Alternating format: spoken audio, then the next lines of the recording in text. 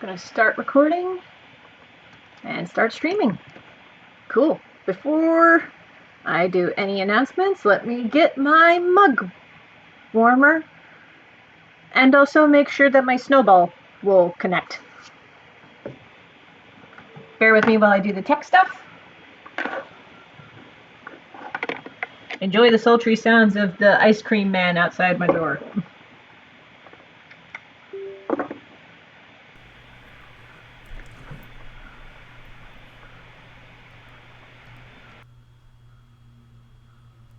Okay, looks like it's picking up the snowball. Yay! Okay. While that is going, I'm going to go ahead and get my mug warmer and my tea.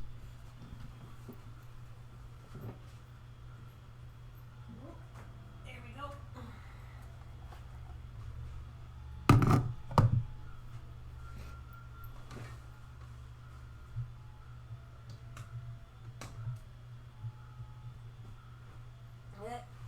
Okay, now for the tea.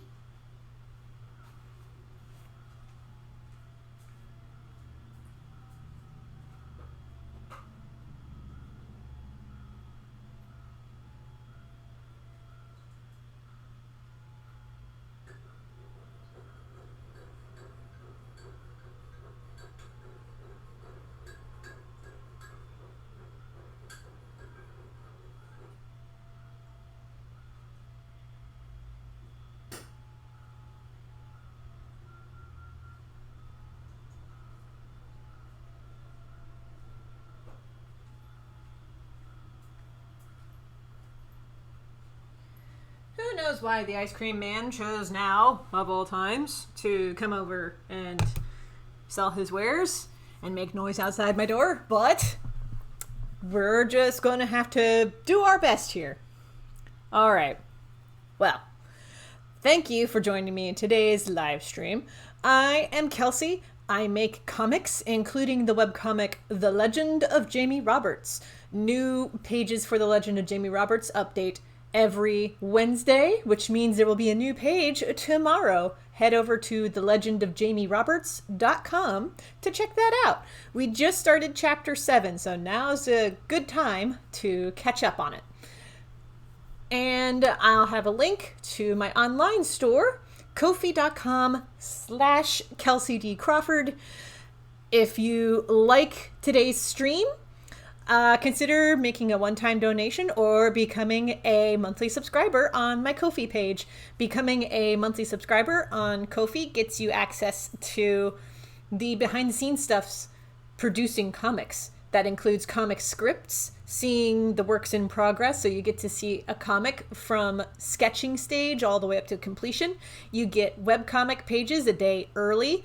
So yes, people who subscribe to me on Ko-fi are going to get tomorrow's update of The Legend of Jamie Roberts today. If you would like to join the club, any amount per month gets you access to all these little bonuses. So head on over to ko-fi.com/Kelsey D. Crawford. Yes, I just did that. I own my millennial cringe. Today's episode, I will be drawing 2 boys for a project that I have been working on, and then I had to put on pause for a little bit, but now I'm coming back to it. It's called Boys. What I'm doing is I'm drawing some of my favorite boys from Dragonball and Dragon Ball Z, and then I will be putting them to a little bit of audio from Lizzo's Boys and putting it into an animatic and then posting that on YouTube. I've been recording the process because Clip Studio Paint does allow for time-lapse recordings. I've been recording the time-lapses and then posting those time-lapses on Instagram and TikTok. I was posting them on Instagram before my Instagram account got hacked. Now I'm just going to be posting them on my new Instagram account.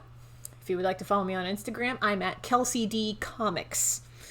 But I also have a TikTok. All of my social media links, by the way, will be at ko-fi.com/Kelsey D Crawford or at kelseydcrawford.com.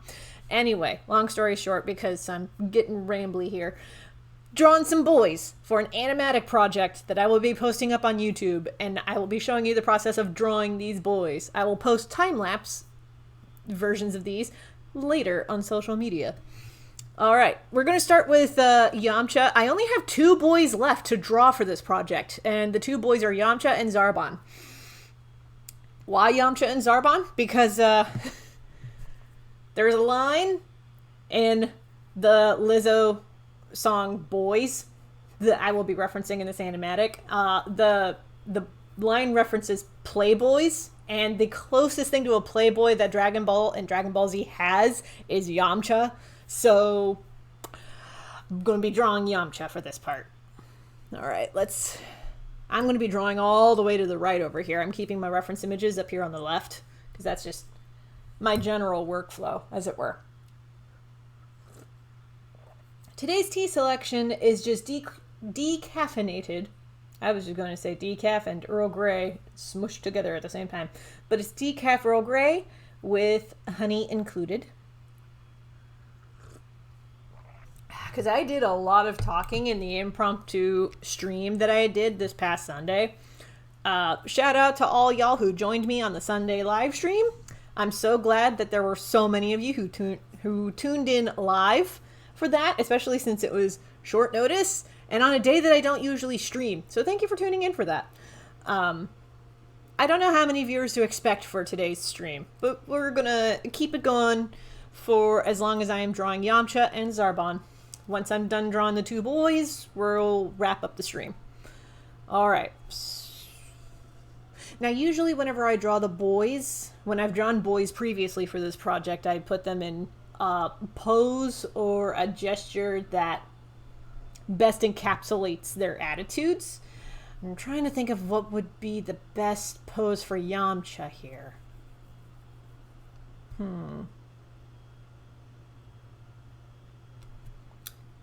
Because he is going to be in the Playboy's role in the song.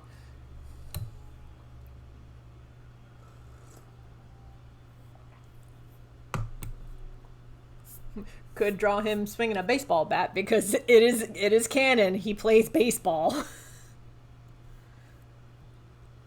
Which is like, of all of the Akira Toriyama isms that exist, this is not the weirdest one.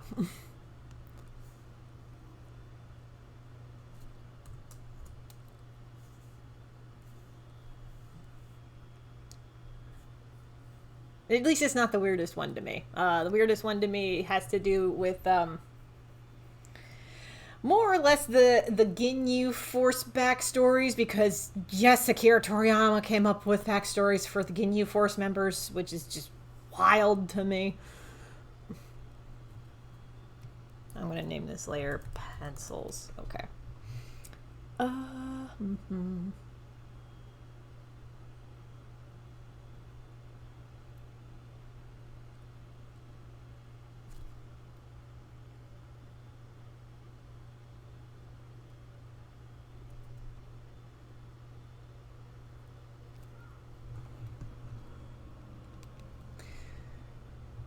I'm going to spend God, I don't know how many minutes I'm going to spend thinking of a pose for this. I'm just going to doodle some ideas.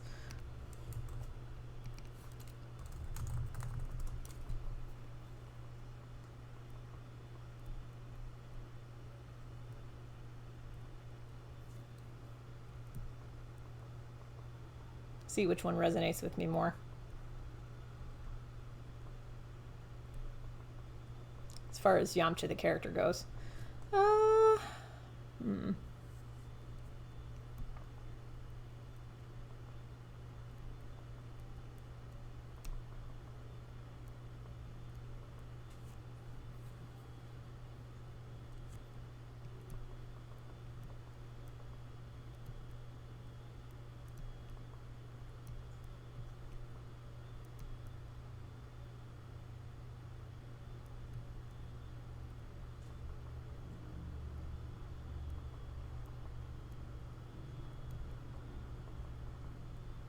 Oh, that pose is going to be a pain in the butt to do, and yet at the same time I kind of want to draw this one, just for the challenge.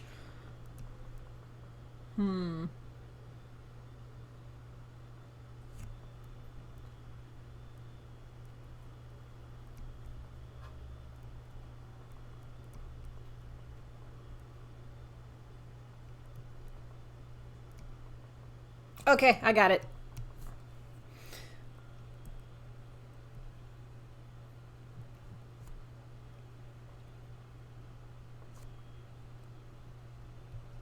Okay, this is a unusual Toriyama face, where it's like a little more on the rounder side of things. I mean, yeah, there are some harsher lines as the series progresses, but Yamcha is particularly rounded in the face, which is weird considering that he is much older than Goku is.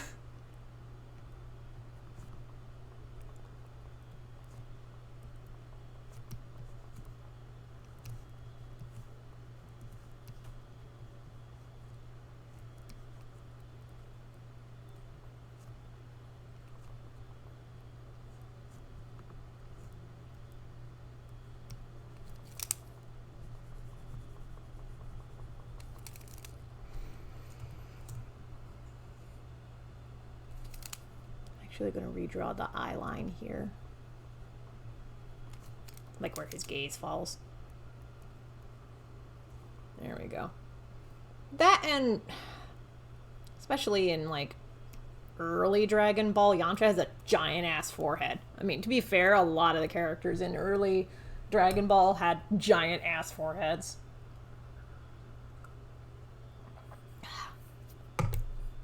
Comes from the fact that Toriyama was very used to drawing gag comics for kids, which meant drawing childlike features, which included gigantic ass foreheads.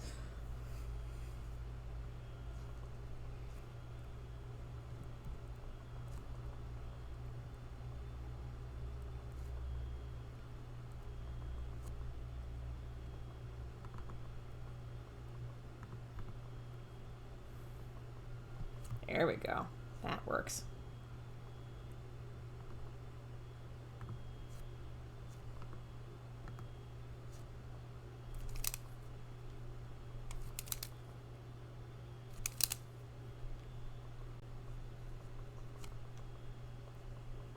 I don't usually erase lines during the guideline phase, but like, I want to try to simplify things so that I can see where the eyes are. We'll draw them in green.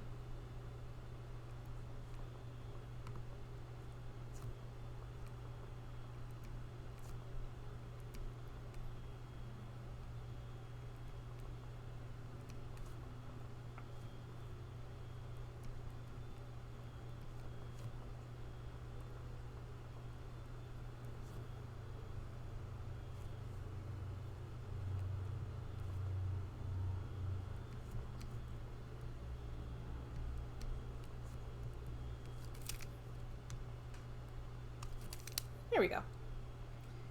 Okay.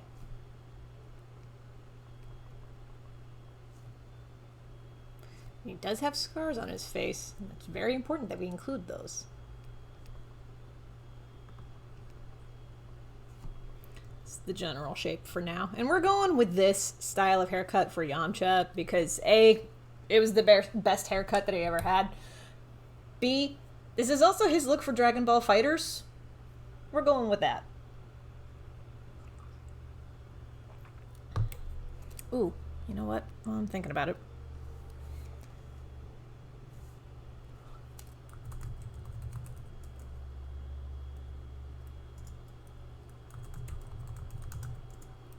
Almost forgot to add some more tags to the live stream here. Here we go. That way, if folks want to find me, they can find me.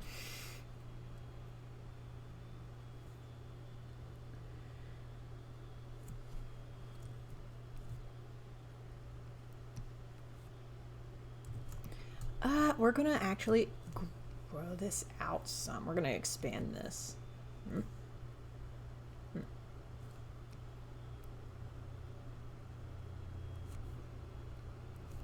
Because while there are some exceptions in the boys project, most of the boys are drawn in like from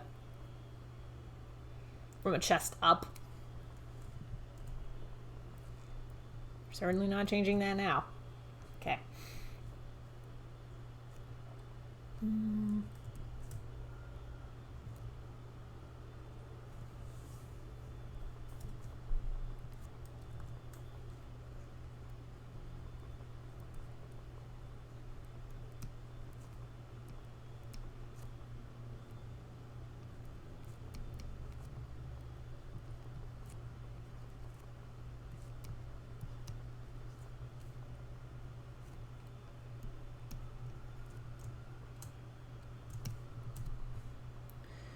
move him over to the edge over here.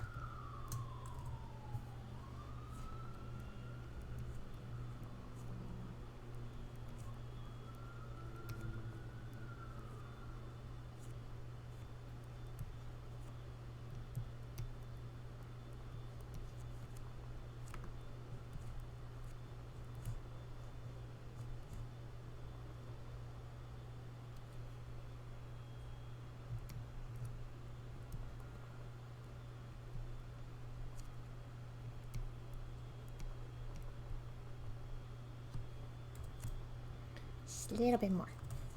I'm going to try to get his whole hand in here.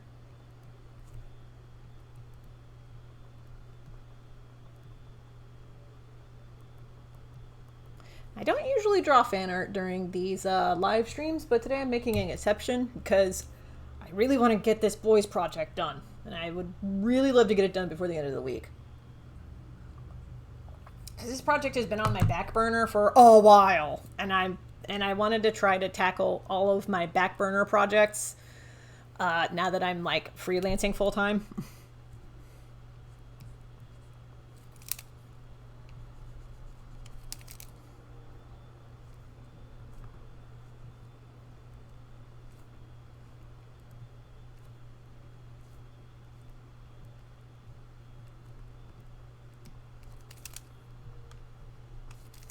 Just getting the general shape down. Not going for any particular martial arts look here.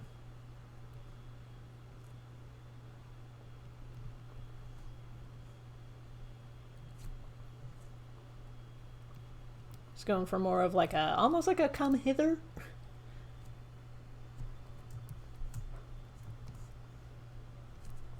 No, when we get to Zarbon, that's when we're going to get a little extra.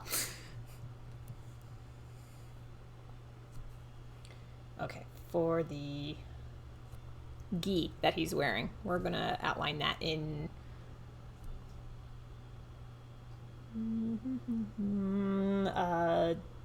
dark brown, almost orange.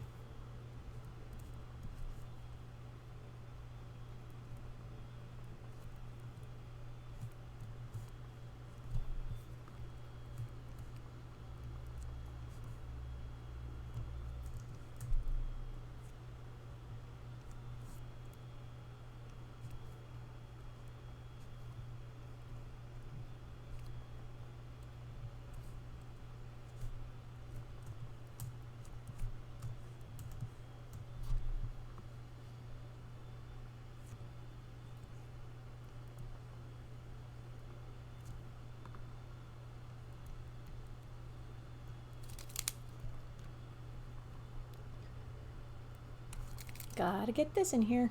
Okay, this is the part where I need to like zoom in to get this symbol. Okay. Is it about the same here? It's about the same there. You know what?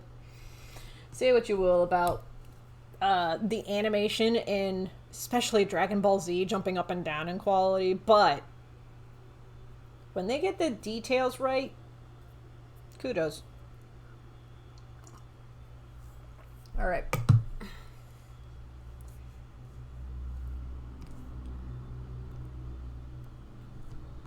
Oh, we're gonna shrink that down. There we go.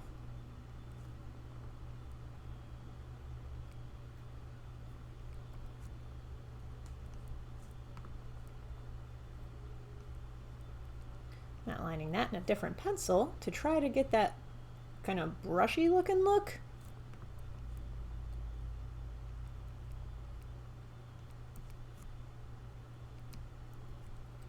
Again, we're at the pencil stage, so it doesn't have to be perfect, but it's got to be close enough.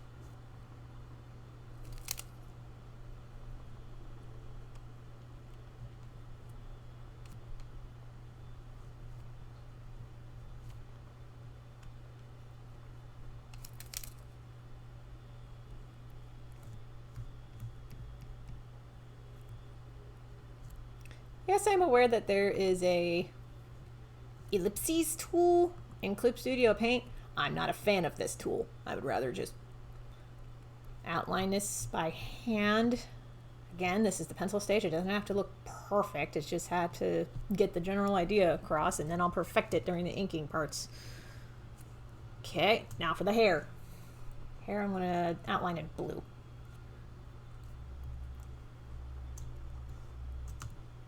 There we go. Okay. Tried to get as many angles as I could for his hair, but doing a precursory image search online brought forward a lot more images of him facing the viewer.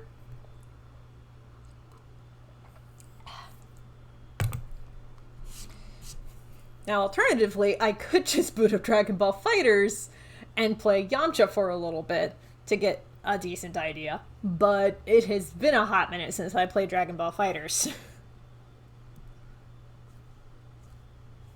Or any video games for that matter.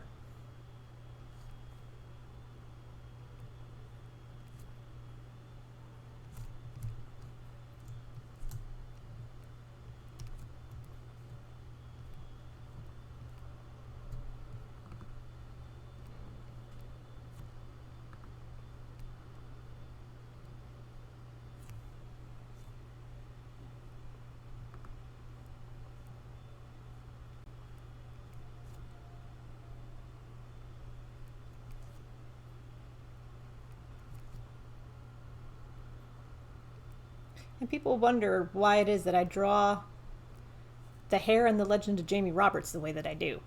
It's because I grew up with this show.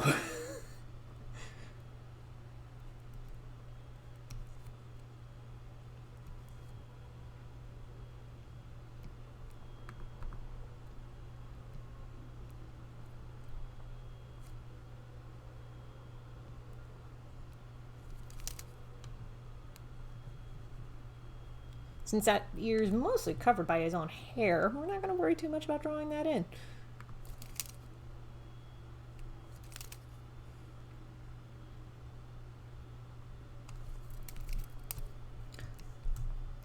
Yeah!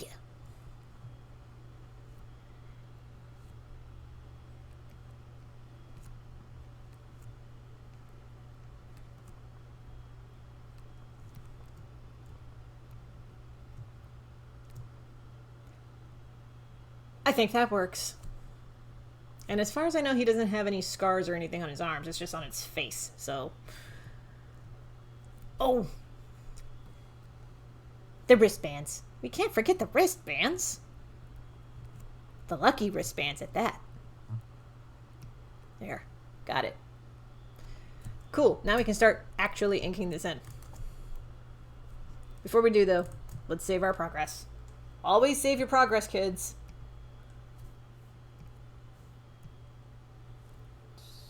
There it is.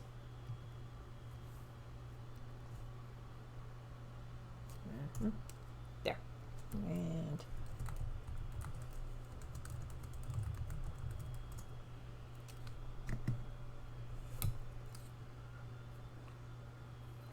cool. I was afraid that it was going to take it forever because recording time lapses on Clip Studio Paint adds to the gigabyte space that a file will take up.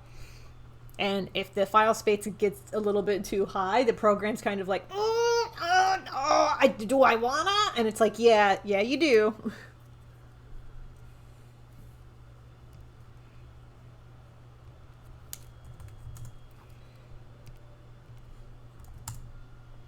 Okay, pencil opacity at 50%. Inks. You know what? I forgot to announce on Discord that I'm streaming live on Twitch right now. Let me do that real quick.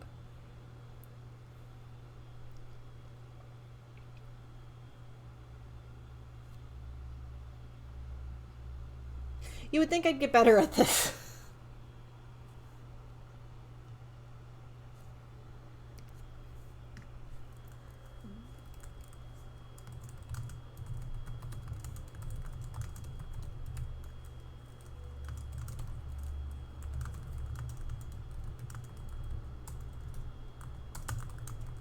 Currently live on Twitch if you'd like to lurk and work.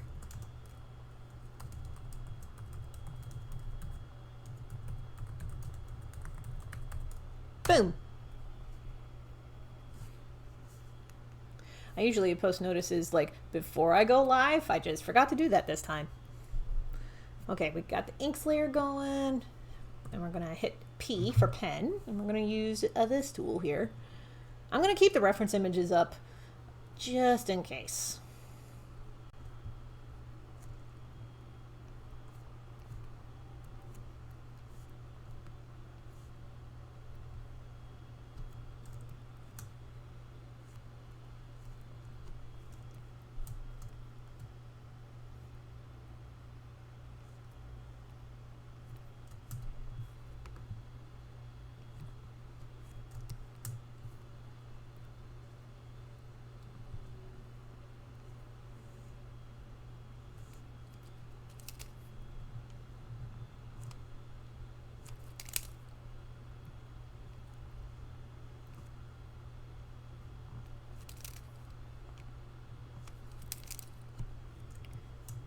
Sweet.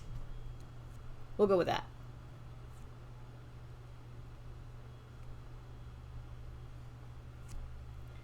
Now for the boys project, I keep the art like super simple, just black and white renders. We're not doing color here.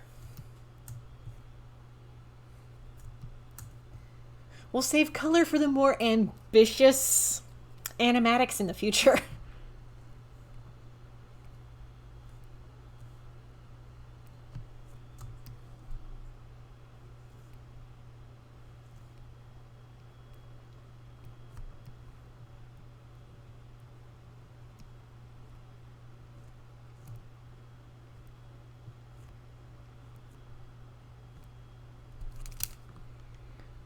Let's erase that line and try it again. Better.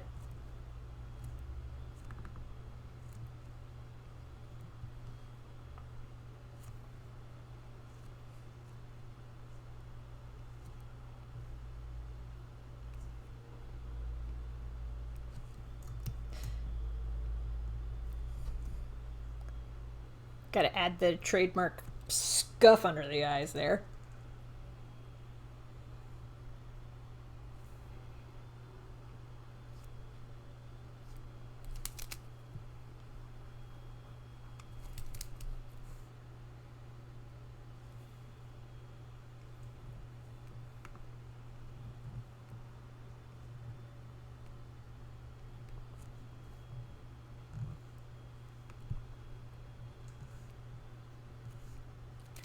My drawing program of choice, for those of you who are curious, is Clip Studio Paint. I do Clip Studio Paint rather than Photoshop because Clip Studio Paint does not take up nearly as much hard drive space as Photoshop does for most projects. It also does depend on what dots per inch you're working with. If you're not familiar with the lingo, dots per inch is how many dots of pixels are in an inch of the canvas that you're drawing on. Most projects that I work on are at 300 dots per inch because that's minimum amount that you need to make a print project look good. But I have definitely done projects that were like 1,000 DPI. Problem is, the higher your DPI is, the more your computer has to chug to get stuff to work.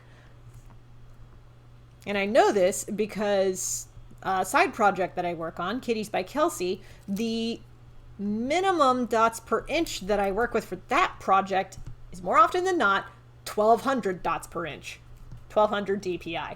That makes Clip Studio Paint freak out a little bit. Especially when the canvas itself is quite large.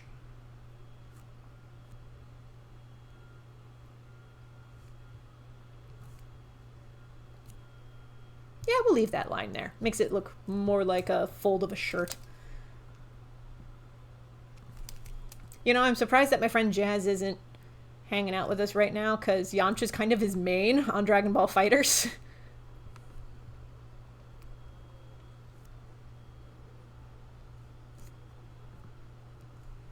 I mean, I can get why. I mean, Yamcha is a pretty good rushdown character.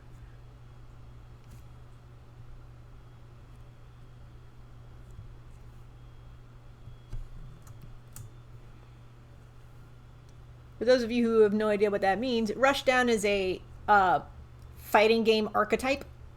If you play fighting games, you know what Rushdown means. I actually looked up some fighting game terminology, not just because of playing Dragon Ball FighterZ, but also because of another side project that I'm doing, where I'm designing a fighting game, but all of the characters for this fighting game are all black characters. Because Grace bless fighting games, but more often than not, they tend to feature characters who are white or Japanese. You hardly see any, like, people of color in them. So I was like, I want to change that. Actually, I came up with a couple of ideas of characters to add to that game roster. One of them is a vampire that I played for a podcast that I'm a part of called The Fourth Leg, giving new GMs a leg to stand on. We just finished a actual playthrough of Urban Shadows, which is a system that's powered by the apocalypse. In this game, I played Archie. His actual name is entirely too long, but Archie is a black vampire from the days of ancient Egypt, and he's just hanging out in Chicago, doing his own thing. At least until stuff starts to happen in Chicago, and boy does stuff happen. You're gonna have to listen to the podcast to get more details about that, but I had so much fun playing Archie in that game. But I would love to add Archie to the lineup because I think he's cool. And also, the fighting game needs a vampire. The fighting game needs a vampire character. We already have Yasuke, the Japanese samurai. We have Ramses II is in there. Oh gosh, who else is in there? Bass Reeves was included in the lineup. Not all of the characters are historical. Like, my character Charlie from the comic Charlie and Clow is also in the lineup. And there's a couple of original characters in there as well. In future live streams, you can see me working on those characters, because that's what I wanted to do with these live streams, was draw character art and catch up on some side projects that I've had on the back burner for entirely too long. Like this one. This was a project that's been on the back burner for several months now.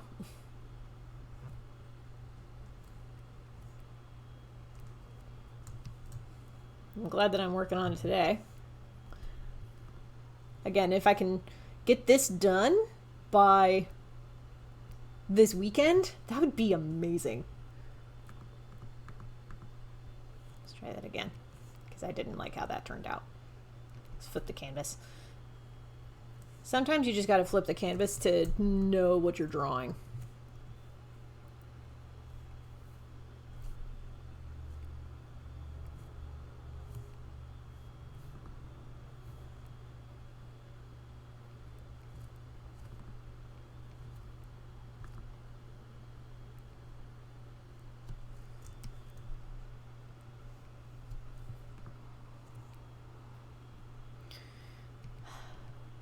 There. Sometimes rotating the canvas helps with straight lines too.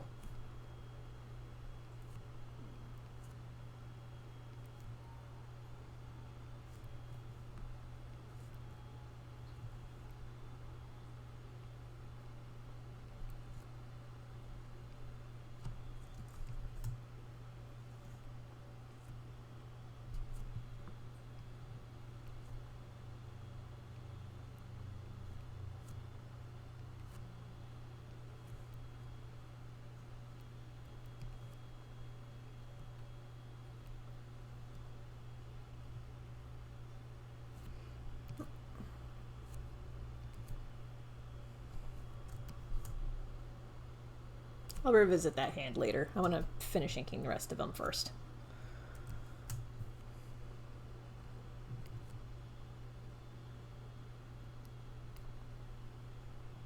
More of his hair. Because this is the stage in Yamcha's life where his hair was really long. Like, Boy did not get a haircut until closer to Cell, when Cell started making himself known. I don't like his haircut in that. Really don't. I like him with that wild mane a lot better. Encapsulates his character more.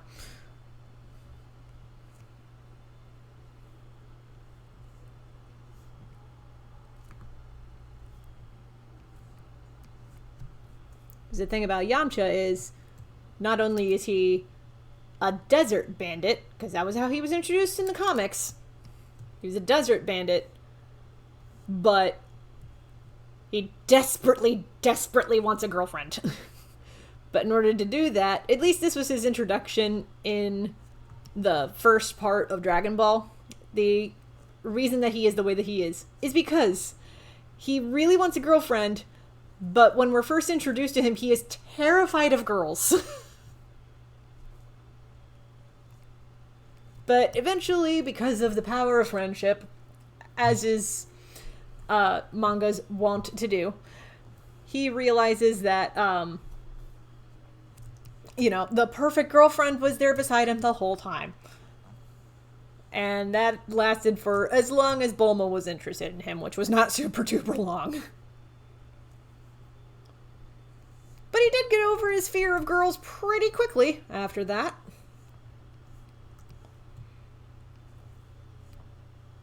But that was his introduction. He was introduced as a desert bandit who was deathly afraid of girls. And I find that very funny. Say what you will about Akira Toriyama, the dude is a very funny man.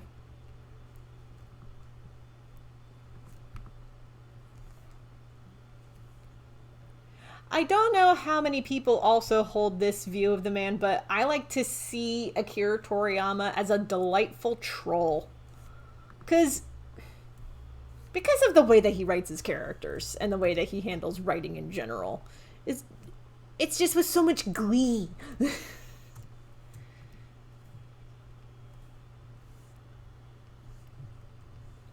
I hope to manifest that sort of attitude in my writing. Like, I think there is space for, like, profoundness or, like, profundity, like, in the vein of, like, Hayao Miyazaki, but there is also room for the absurd, like Akira Toriyama. As Brennan Lee Mulligan pointed out, profundity and absurdity are often hand in hand.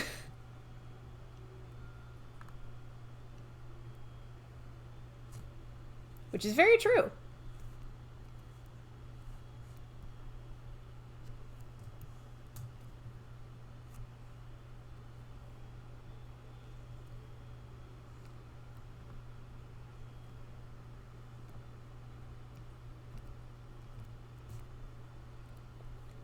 We'll ink that logo in just a second.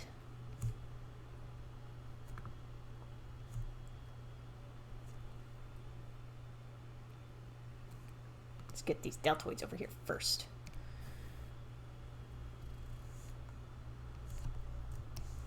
And again, sometimes you just gotta flip the canvas, because that's the best way to get certain lines.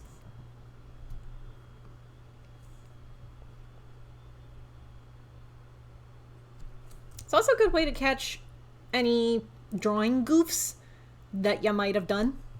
Like, we're gonna actually move this over a bit. Let's turn the pencil layer off.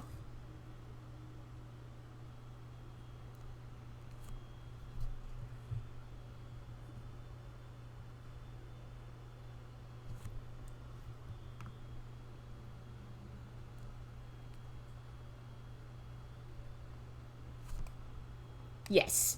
Cool.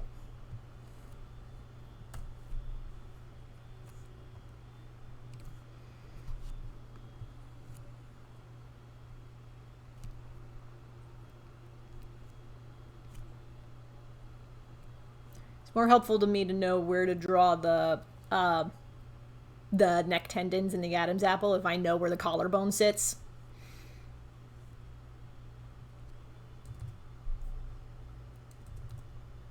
Boom. Okay.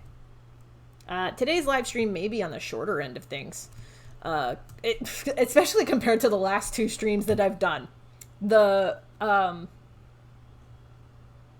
I didn't stream this past Saturday. I usually stream Tuesdays and Saturdays. I did not stream this past Saturday because of other stuff that I was doing. Mostly IRL. But I streamed Tuesday and Sunday. The Sunday stream, the one that I did 2 days ago, was a surprise one. I did not expect to stream on Sunday, but I was going to do a comic convention and the comic convention canceled on me and did not notify me. I had to actually drive to the venue, wonder where is everyone, and then look at their Facebook page to be notified that they had canceled the show. Because they did it at the last minute. Not terribly impressed with them, not going to do any of their shows in the future. But I took that energy of, well, they canceled the show, I'll just run my own at home. And then we did it that way. I forgot this logo down here. So that was what I did on Sunday, and the Sunday stream was largely successful. Thank you, everybody who made that success happen.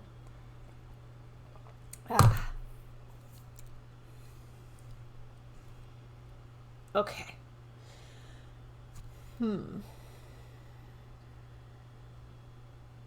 This circle. I'm going to draw the circle. Do I draw the circle first or do I draw the symbol? I'll draw the symbol first. Symbol first just makes more sense. Calligraphy pen. Because anything less will make you go, wait.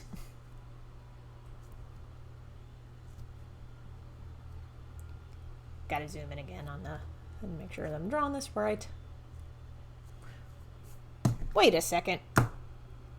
I have a backpack with a symbol on it, and I need to look at which symbol it is. If it's this one or if it's the King Kai one.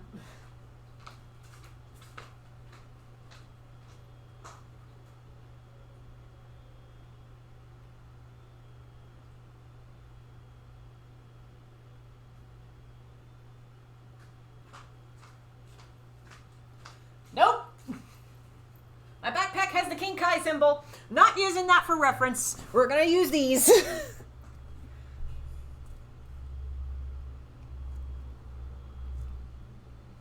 And yes, I do have a backpack with a Dragon Ball Z symbol on it. Thank you for asking.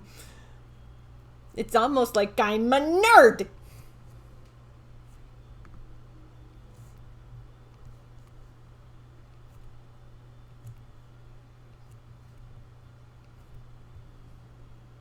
Okay, back to the G pen tool. Let's make this like a... Yeah, 50 will work just fine for what I want to do with it.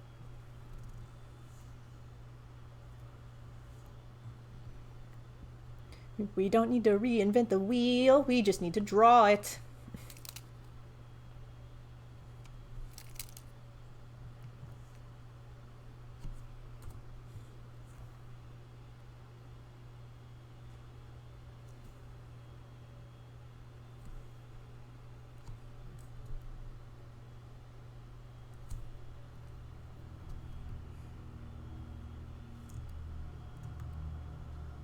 Okay. Sweet. New layer for the straight black tones, which is mostly his hair. And the eyes. Can't forget the eyes.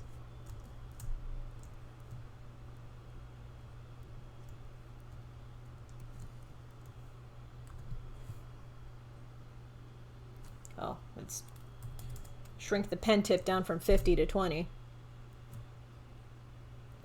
50 is too big for some of the finer detail stuff that I'm doing right now.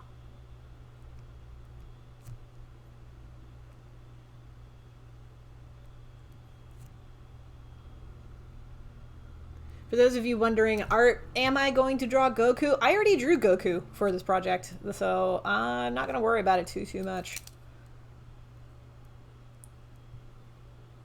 You'll see him in the final cut.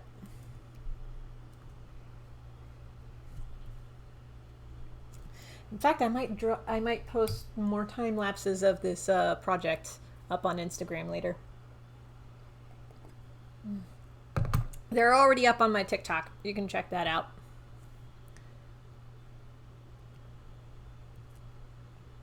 Links to all my socials should be on my Ko-fi page. Ko-fi page is linked on the screen.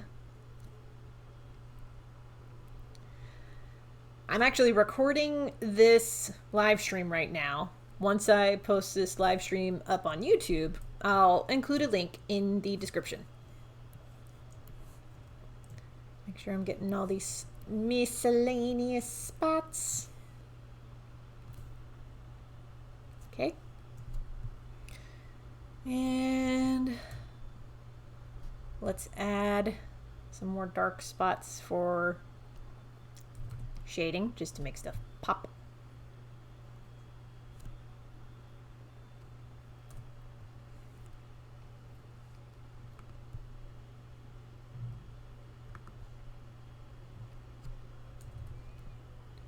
Smoother lines. It's basically my ethos anytime that I'm inking stuff in. Smoother lines!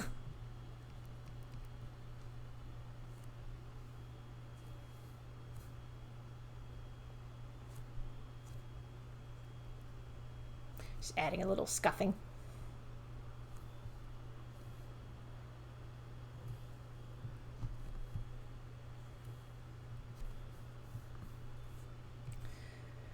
Flipping the canvas again. Better.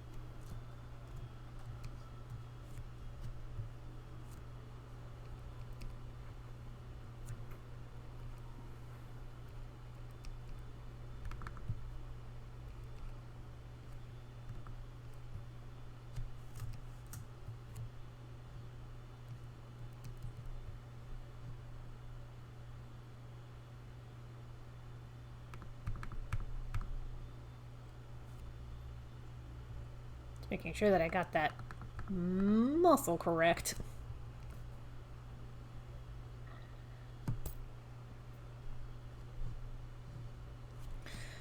Pro tip for anybody who wants to draw Akira Toriyama muscles. Don't draw Akira Toriyama muscles. They are not anatomically correct.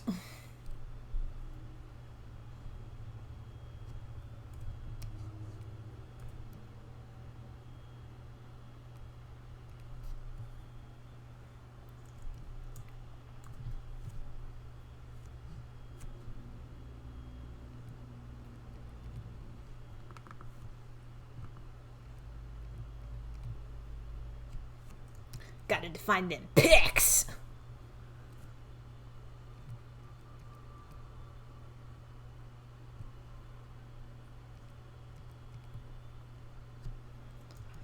Deltoid muscle, little biceps, triceps back here. If you want really thick biceps, work out your triceps. Take it from somebody who lifts weights. Lifts weights. I haven't been to the gym in a couple of days, but I need to go back. Briefly considered canceling my gym membership, but... Oh! Let's catch up on the chat real quick. Question, what do you think about Dolly? That's the one that, because there's a couple of like AI art generators. Is that the one that like you take one thing and a second thing and then you mash them together and it comes up with what looks like a 9-screen thing? I'm getting a yes. Okay. It's good for a gimmick. I'll say that. That's the best that I can say about it. It's good for a gimmick, and to me, just seeing the screen grabs of things that people post about it, honestly, it looks like the kind of art that you would see in a CAPTCHA prompt that's like, prove that you are you trying to log into my account. Yeah, pick the thing on this screen. And I'm like, okay. Like, Dolly's weird. It's good for some memes. That's the best that I can say about it.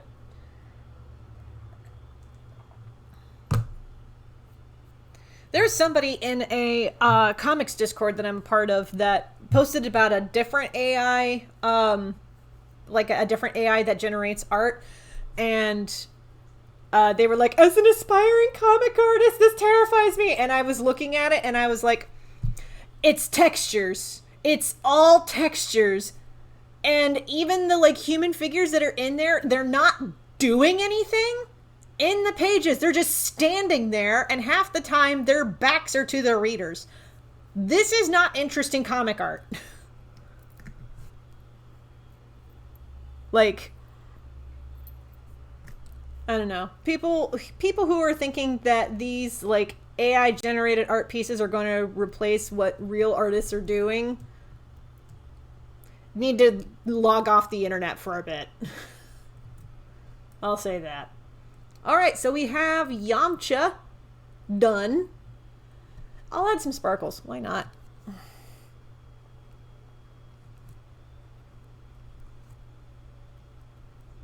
I am aware that I have a special brush that could add these in for me, but I like the novelty of drawing them in by hand. Also, it's just faster. Okay, now for this, we're going to export this time lapse real quick. Boop. It's going to take it a second because exporting time lapses are not fast.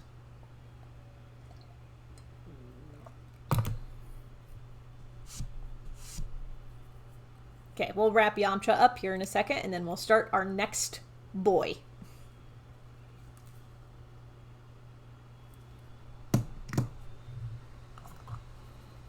Checking him off the list.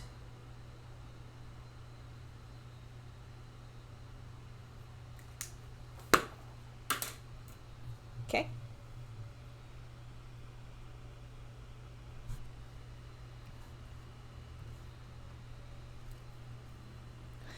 There was another person in the comics Discord that pointed out, looking at the AI generated comic, they were looking at it and they were like, yeah, this would be really good for coming out with unique textures. I don't think it's going to replace actual making of comics. I mean, it could come in handy for people with disabilities who have a story that they want to tell, but don't necessarily have the skill to lay out the comic pages, as it were. But this tool that generates comic art could be a good way to like generate the idea of it and then send it to a comic artist further down the pipeline to be like, hey, here's some ideas, feel free to jump off of these. Or to send to another comic artist down the pipeline to be like, hey, I really like the textures and the colors of this, but I don't like how the figures came out. Stuff like that.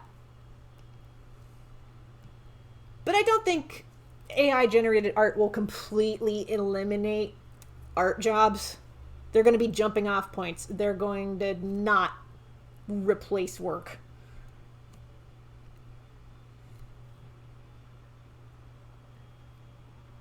All right, so we got that.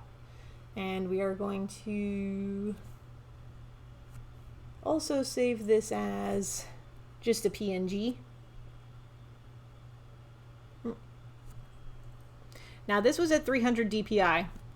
For the purposes of posting this on Instagram, I'm going to shrink it down to 144. Though, I'll fix the pixels. There we go, 144. Because 144 is... it's decent enough for posting up on Instagram without fear of somebody taking it and trying to print off of it.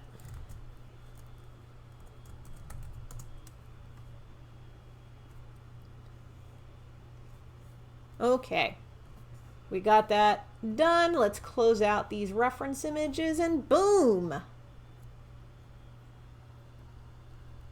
Oh, looking at the comments, I don't need to see more pieces.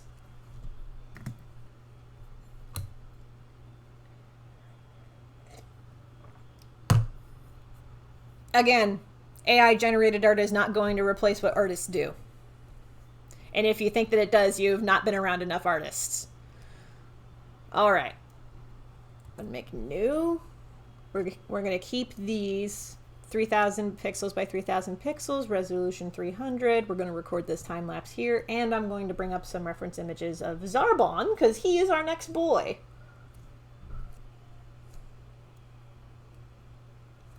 Let me just find the reference images that I need, because I do have some.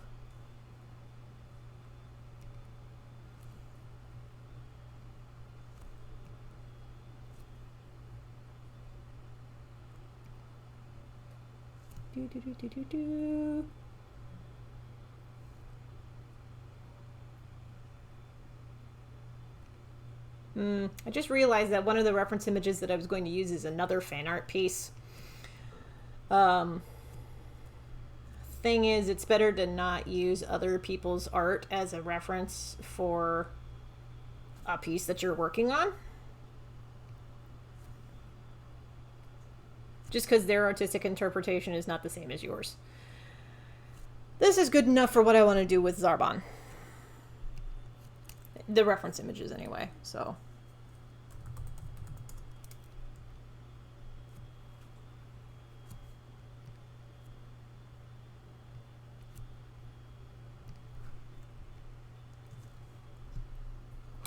I will give AI generated art this. It's a good jumping off point for ideas. Just don't think that you can make good, viable, finished products with them. Unless you really want some like nightmare fuel image captchas for logins. It's good for that.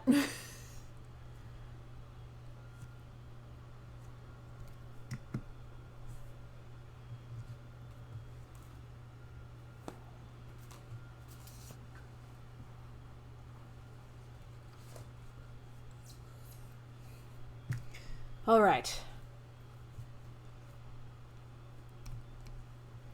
I already know what I want to do with Zarbon, so.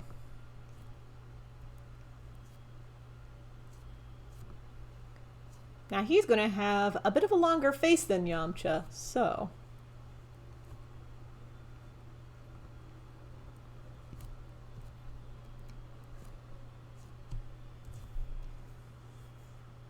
Rotate the head some. Because I like those proportions, I just don't like the angle of the head there. So.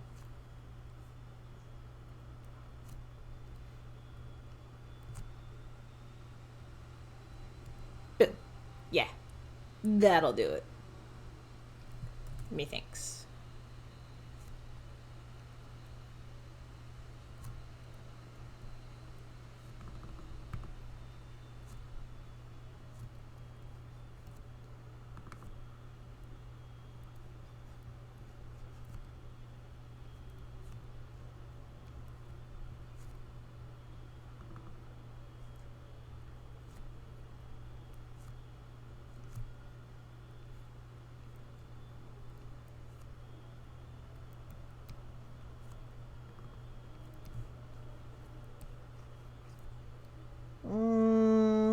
Hold on. I'm gonna flip this canvas, see where I'm. Okay, I see where I'm goofing.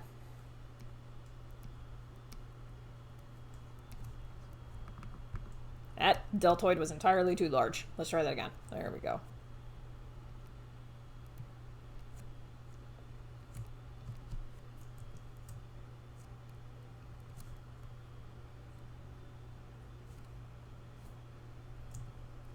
Ooh, let's scooch him over a tad, actually, because I want his hand to be about here.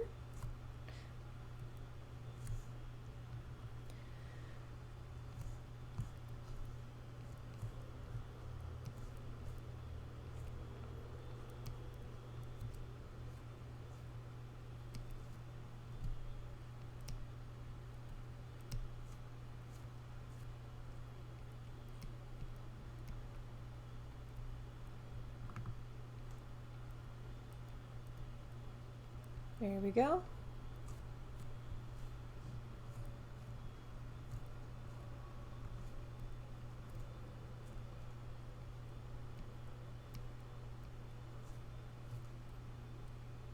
You know,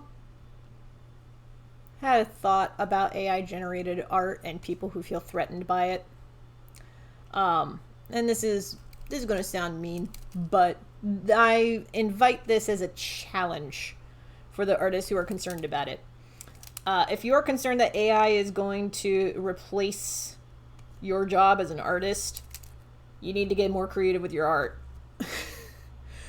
I'm also saying this as somebody who has been to plenty of artist alleys, particularly ones at like anime conventions, because I feel like a lot of the people who are scared of AI generated art are people who are at artist alleys and anime conventions with art of characters that's really bland. And by bland, I mean they're just like portrait pieces. Not even like adventurously composed portrait pieces. Not portrait pieces that do interesting things with the borders or anything like that. They're just portraits, which there's space for that, I guess. But most people who are like, AI generated art is going to replace my job, it's because your art's boring. Because AI generated art, a lot of it is really boring. Just thinking about the comic page samples that I saw of like an AI generated comic, it was boring as sin just looking at it. The most interesting thing that I can say about it was that the textures of the paintbrush look were interesting, but anybody can do that with the right paint tools in Photoshop or Clip Studio Paint. Like, the figures themselves were boring as sin. The city line was boring as sin. The color choices didn't make a whole bunch of sense from the color wheel perspective. Like, thinking back on it, I'm like, why would you juxtapose this color next to this one? They're not related at all. And they're not pleasant to look at next to each other. I don't get this, but okay.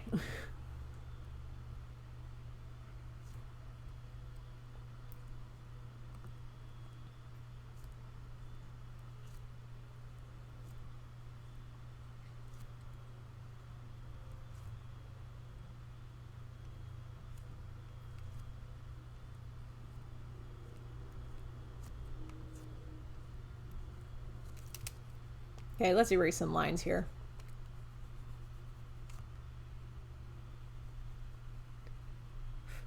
You know, no.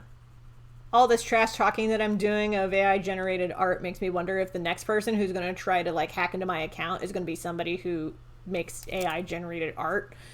Because I did notice that I had posted a tirade against crypto and blockchain not that long ago, and then about a month or so after that I posted that tirade, a crypto bro hacked my Instagram account. So I'm wondering how long it's going to be before somebody tries to pull that shit on me, who makes AI generated art or works with an AI to generate art and is going to try to get into my Instagram account. I would not be surprised if there are people doing that now, like going to other artists' profiles, and then the other artists getting hacked, and then the hacker just posting AI generated bullshit. I don't know. There is something about AI generated art that falls in the same spectrum as crypto and NFTs to me. I'm gonna fix the thumb. The thumb is what's bothering me here. I mean, there's a lot that's bothering me about this hand right now, but I think if I fix the thumb... Oh, let me flip the canvas, actually. Okay. Just gonna hit Control Z till I get back to this.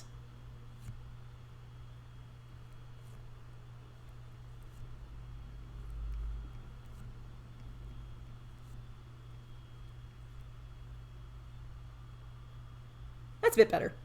That's a bit better. Let's clean up these lines so you can see what changed.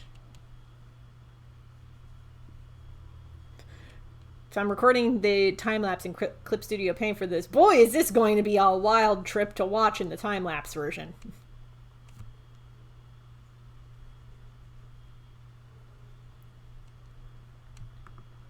You know, thinking about AI-generated art, artists who work in the NFT sphere may have something to worry about with AI-generated art.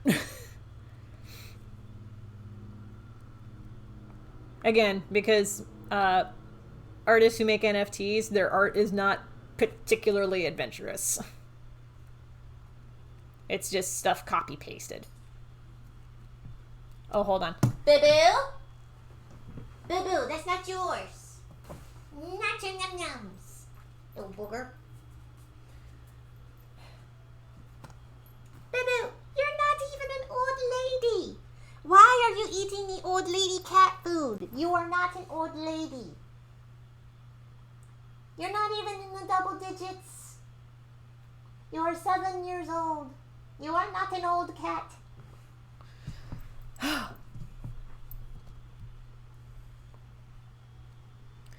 People might hear that and be like, 7 is old for a cat. My cat is 16 years old. 7 years old is not old.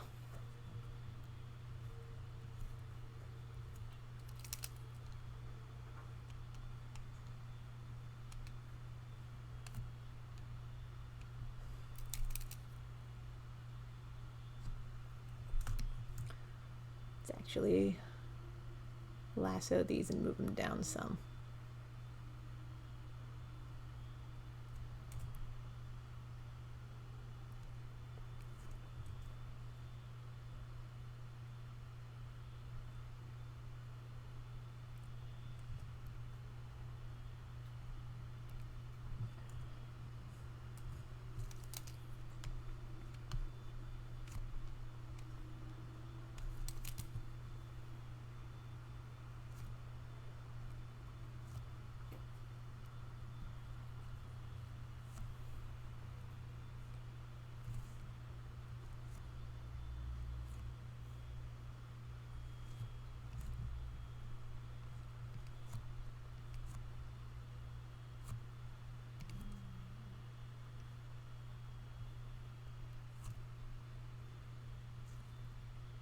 Oh, the eyes for Zarbon are actually very different from the other characters. That is actually pretty unusual for Toriyama.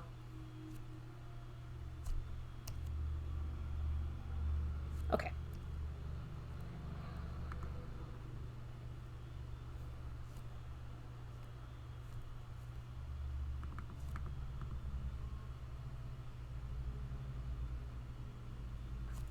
Might move his head down a little.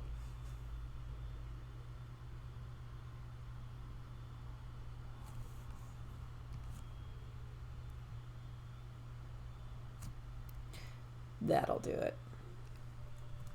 Just needed to angle down just a teeny bit. Just a teeny bit.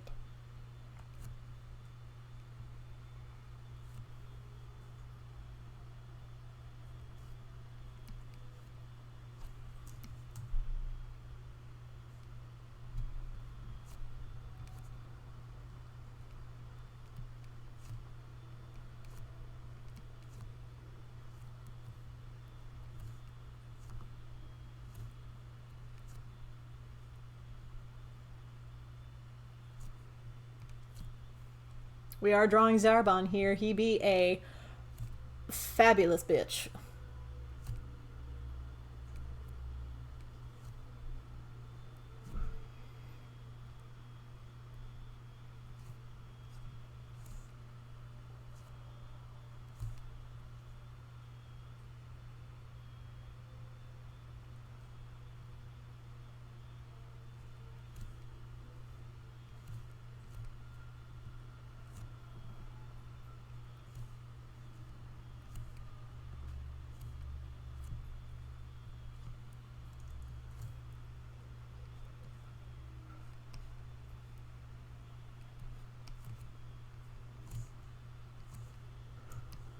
Gotta get his braid in there. And his earrings. Shit, almost forgot the earrings.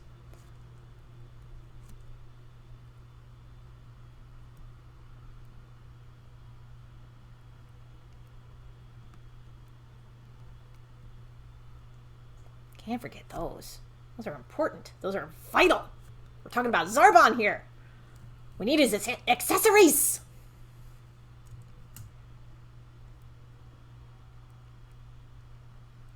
Like his headband up here. It's important. Vital, even. Necesito.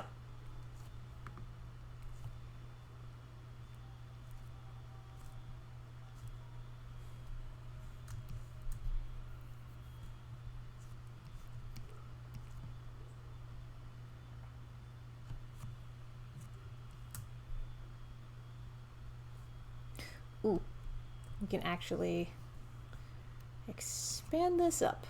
Whoop. Get it a little bigger.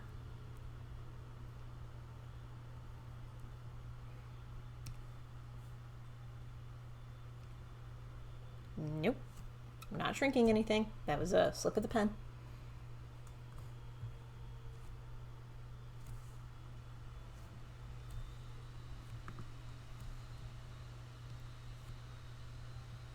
Now I know his braid is not super duper long, but for the purposes of this, we're going to make it long.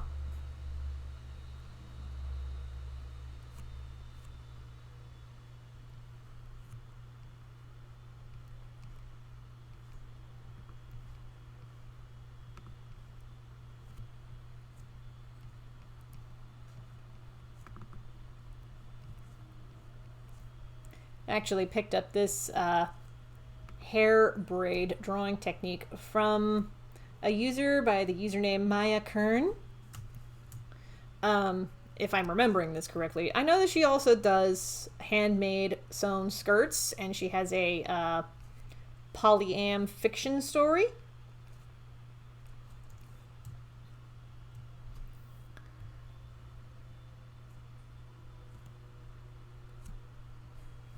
Here we go.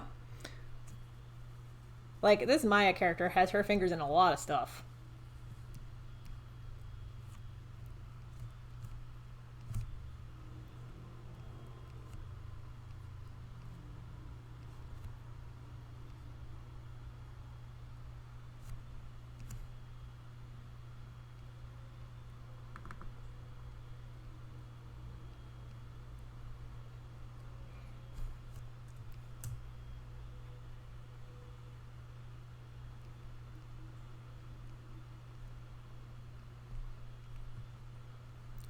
Forgot that he had those arm warmers.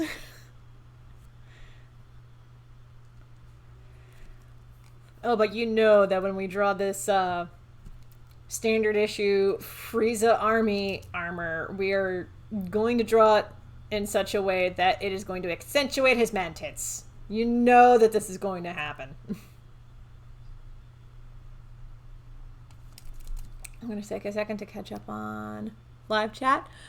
Hello, Carlos! Good to see you. The question, is this Fortnite? No. I'm going to let you know now, never played Fortnite, have no intention of ever playing Fortnite. No thanks. For a good idea of why, trying to remember. The YouTuber Folding Ideas has a really good video about Fortnite called Manufactured Discontent. Highly recommend you give that a watch. Yes, the standard issue Frieza Army chest plate is the Dragonball V-neck. It is deliberately there to highlight the pecs. It's honestly kind of glorious. All right, here we go. Now, you would think, because I have drawn the Dragon Ball Z style V-neck here, that I would know how to do this. I am very much out of practice.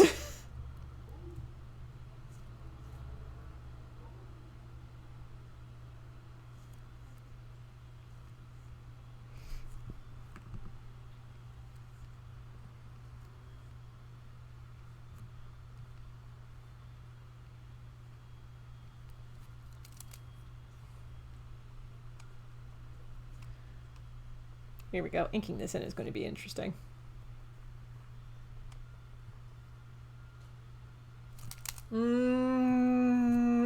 Okay.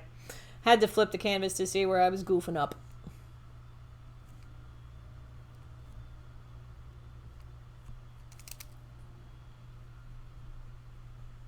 Goofing up over here.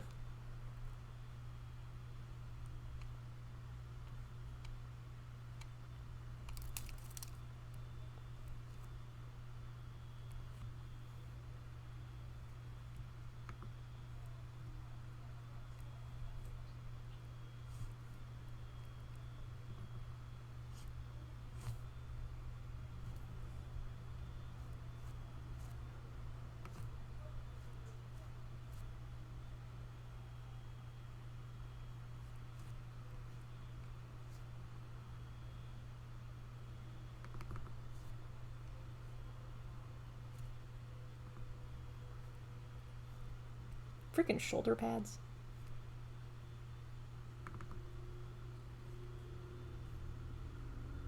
Aha! I didn't even try that time, and yet it worked.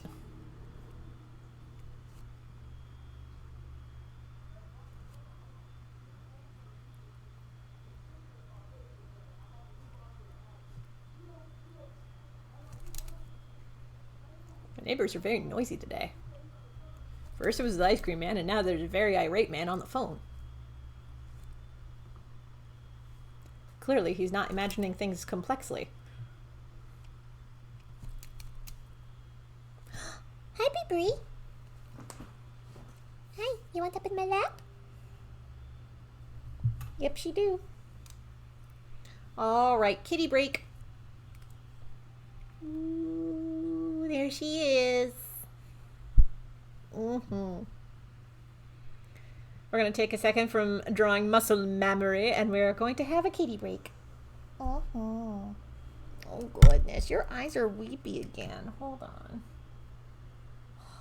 I don't have any napkins or tissues nearby to wipe her face.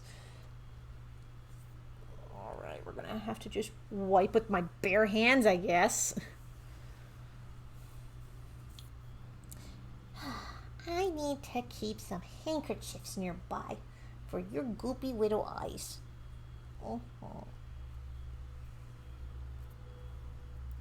We're getting towards the end of the doses that the vet prescribed to handle her inner ear infection. She's going to get worse before she gets better. Her eyes they were not weepy for a few days, but now they are weepy. They are very weepy. So, yep, we're going to get worse before we get better, Humblebee.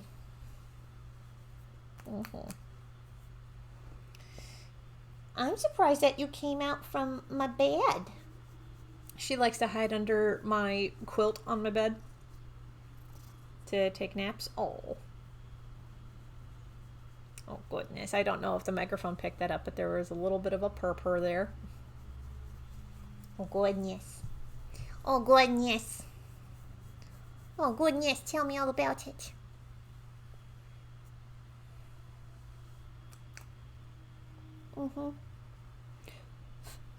Are you shedding all over my tablet? Is you shedding all over my tablet? Yep, she is. Oh, goodness. Oh, kitty hugs. She tolerates it. She usually doesn't like getting hugs, but she tolerated it that time. Are you going to settle? Are you going to settle in the lap, baby?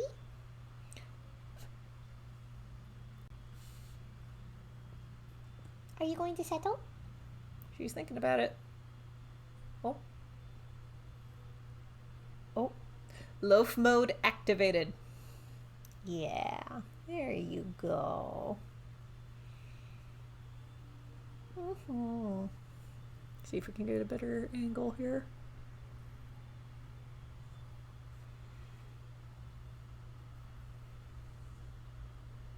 Oh, catching up on comments. DBZ on Fortnite looks wild, though. I believe it. The art style of Akira Toriyama looks best on a flat page. It is not something that translates very easily to 3D models. The fact that Dragon Ball FighterZ looks as good as it does is a testament to the quality of Arc System Works, the developers of the game. Of course, Arc System Works started with 2D fighting games, so it makes sense that they were able to like look at the art of Dragon Ball and Dragon Ball Z and be like, ah, I know how to 3Dify this. New Frame Plus on YouTube did a really good video talking about the 3D models for Guilty Gear XR and Dragon Ball FighterZ. Highly recommend you give that video a watch. He doesn't talk too much about Dragon Ball FighterZ. He talks more about Guilty Gear, because the engine made for Dragon Ball FighterZ was first put to use in Guilty Gear. And there's also just a lot more documentation about how the system works with Guilty Gear than there is for how the system works with Dragon Ball FighterZ. But there is a lot of carryover. Aww.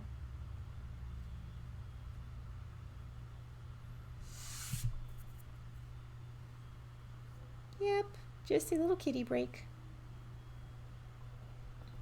Okay, we'll get to drawing Zarbon in a minute.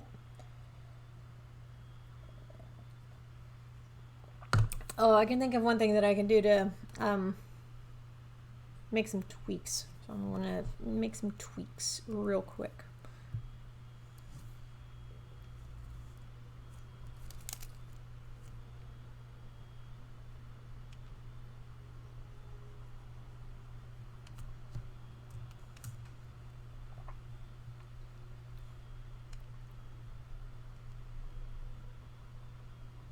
Now this is actually the last boy that I have to draw for my boys project. All the other boys have been drawn.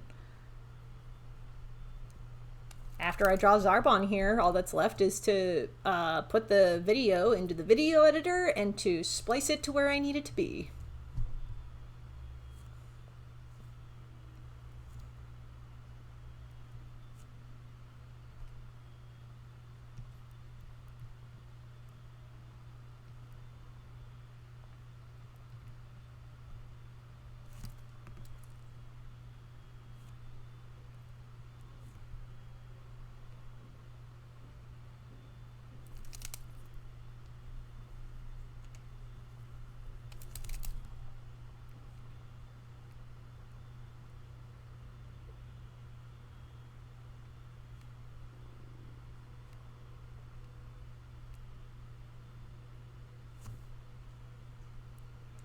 I am low-key a little disappointed that Dragon Ball FighterZ in the character fighting game roster just opted for more forms of Goku rather than expanding on, you know, the existing character roster. Because if there's one thing that Dragon Ball and Dragon Ball Z is known for, it's having an exceptionally colorful cast. And the fact that FighterZ did not take full advantage of that, and the new releases mostly consisted of, oh, now you can play as this form of Goku, or this form of Goku, or this form of Goku, is...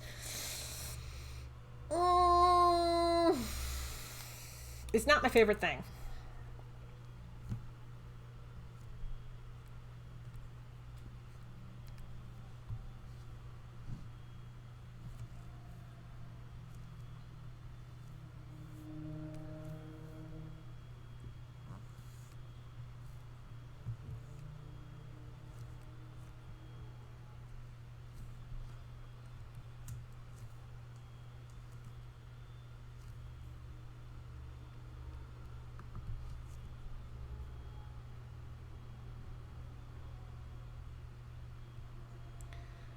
This braid seems very stiff to me. But I'm not going to delete it completely. What I'm going to do instead is I am going to select around it, and then I'm going to cut and paste it to put it in a different layer. We're going to call that Pencils OG Braid. and turn that off. Okay.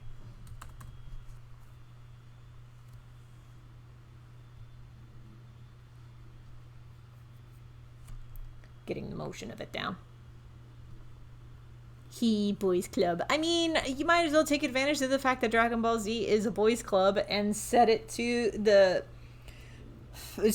bridge of Lizzo's boys.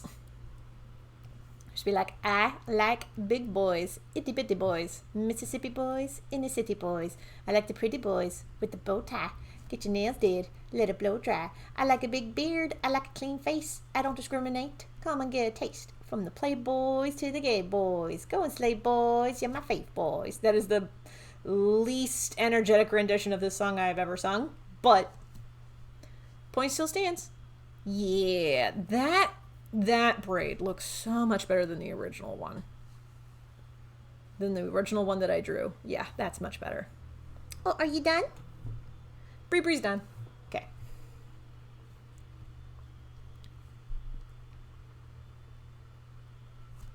We'll add more sparkles in the inking stage, but for now we'll keep it to here. Group this in pencils. Collapse that. Bring it to 50%. New layer. Inks.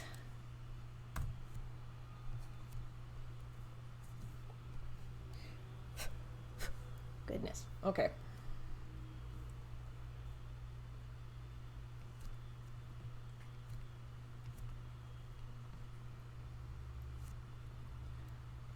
Oh, good. Bree's eating her dry food. That's a good baby.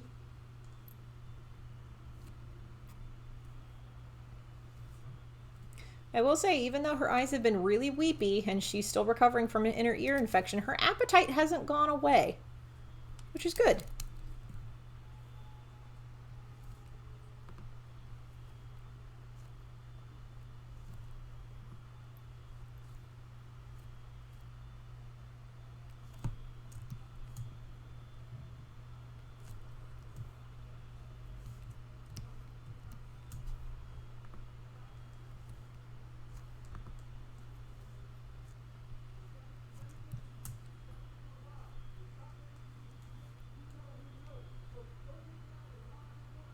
It's the same guy.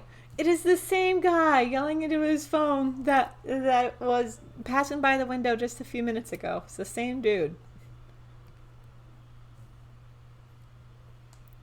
I'm wondering if this is like a high stakes deal, like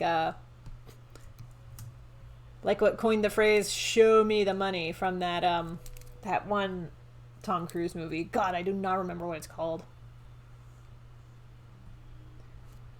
There are a number of things about that particular movie that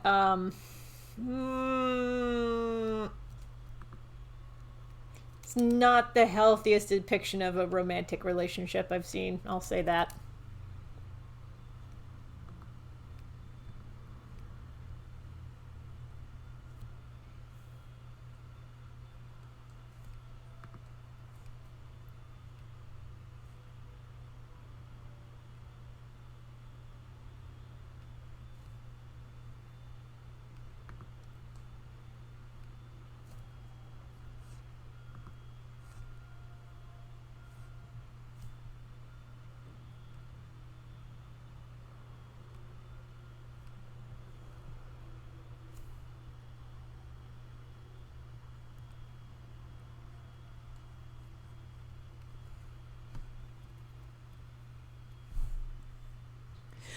Oh my god. Okay, sorry. I just realized, looking at the reference images for Zarbon doesn't have the trademark scuff marks under the eyes like the other characters do. That's how you know he's an alien.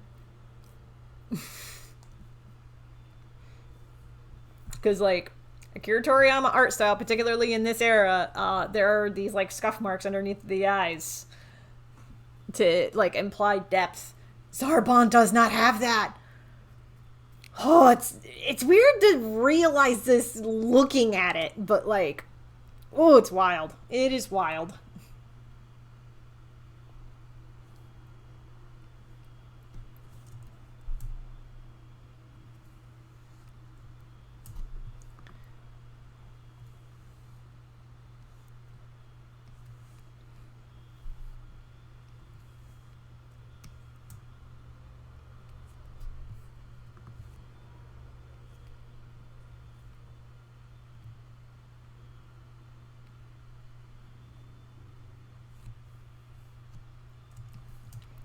We'll save the sparkles for last.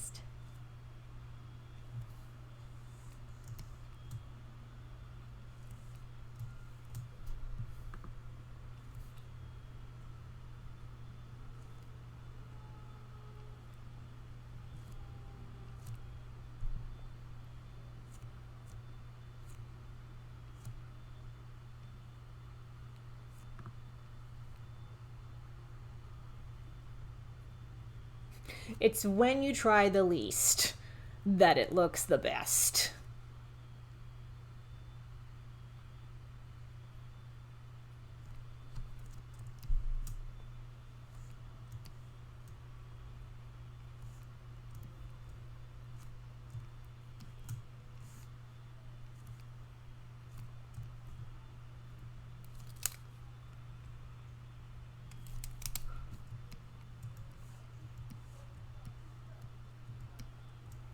Well, I think this same man is circling back around. Oh, no, it's somebody else. Okay. Wait. Yep, nope, it's the same man. The saga of the yelling man. Instead of burning man, it's yelling man. Oh, before I forget, let's save our progress.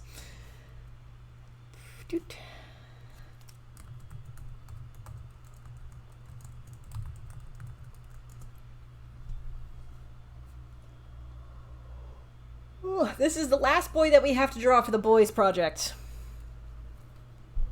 And then once we're done drawing this boy, we'll wrap up the stream. Again, this is shorter than the previous streams that I have done so far, which is saying something. Previous streams have been super long in comparison to past ones. The one on Tuesday was like 3.5 hours. This one's just going to be 2-ish.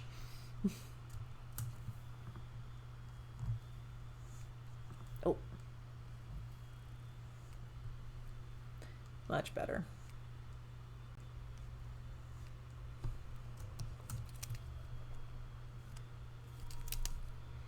Okay.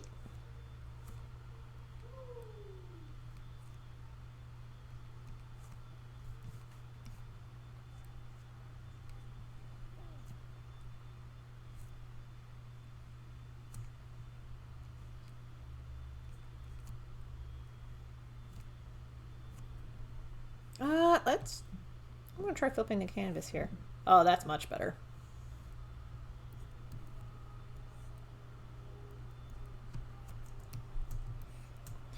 One sec.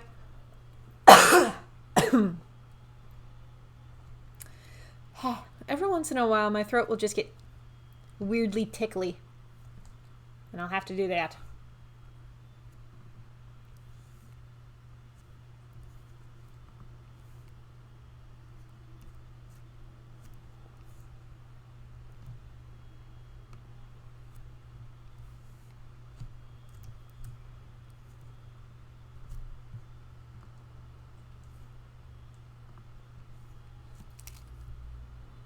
I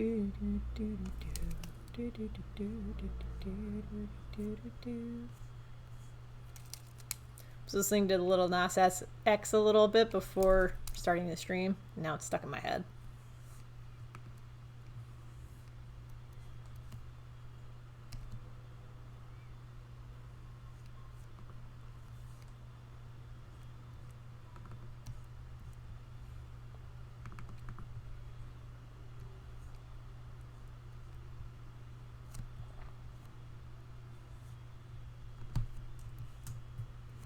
That was a little too wild.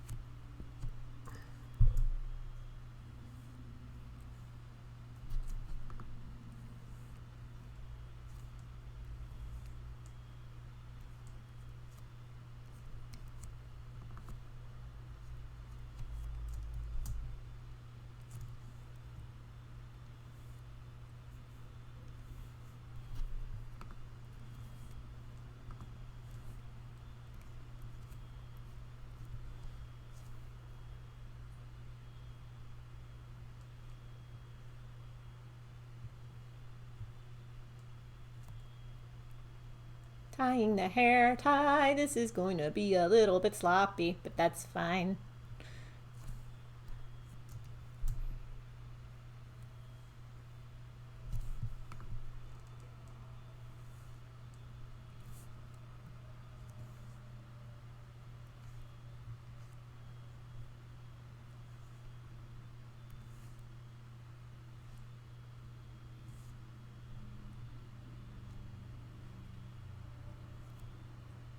Not going to go for perfection here. Again, we're just keeping this to black and white, like line art with occasional spots of black here and there, depending on where we're drawing it. But we're not doing color this time around, so I don't have to draw the lines like completely closed, for the most part. Okay, so we have this braid all gloriously inked in. We're going to save our progress so far.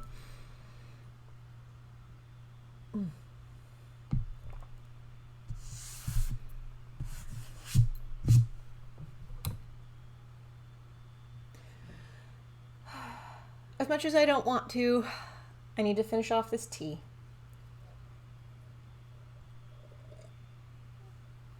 Just take a second to catch up on comments. Okay.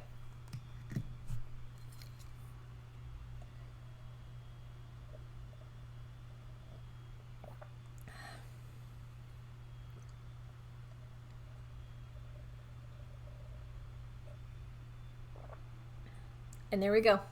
Tea is finished off. I'm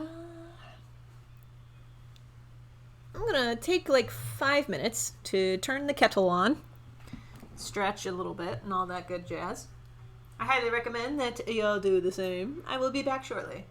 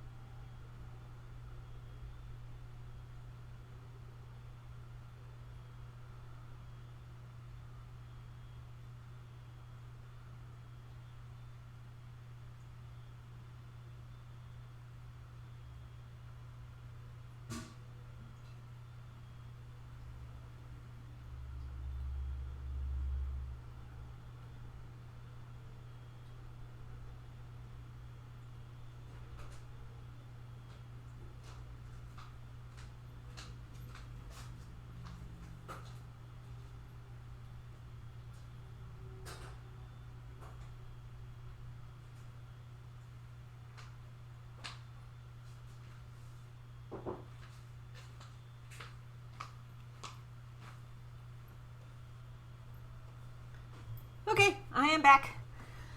I will probably be back up in like 5 minutes because I have the kettle going right now. For anybody who might be tuning in and wondering, hey Kelsey, why aren't you drawing somebody from like My Hero Academia? Because My Hero Academia or even Demon Slayer are a lot more topical right now. Why are you drawing something that's like 30 plus years old? To which I say I cannot draw fan art of things that I am not excited about. I have to like a thing to draw fan art of it. And I have not seen Demon Slayer yet.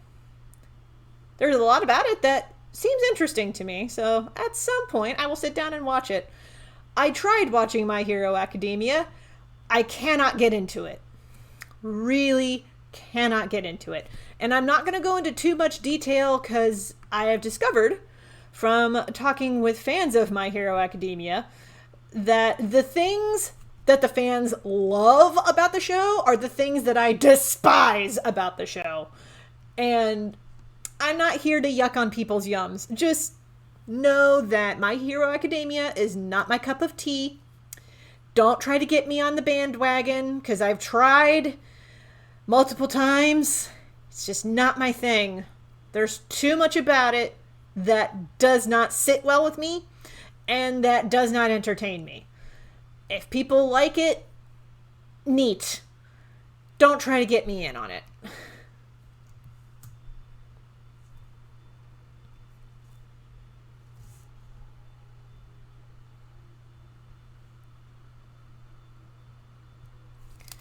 I felt that way about Game of Thrones, honestly. Like, I saw the first couple of episodes, or at least the first episode of Game of Thrones, and look, I did not read the books proper. I did read a graphic novel adaptation of the first part of book 1, and I thought that was fascinating. But I did not actually read the books. I do know that in episode 1, Daenerys was done wrong. But, you know, hindsight's 2020. Daenerys was done very wrong in that entire frickin' show. So I'm not too surprised. A lot of characters were done dirty in that show, to be perfectly honest with you.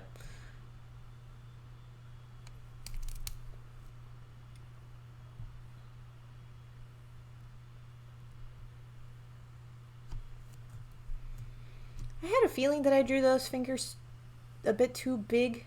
Just did not realize it until I started inking it in. Yay. Yeah, that works. Cool.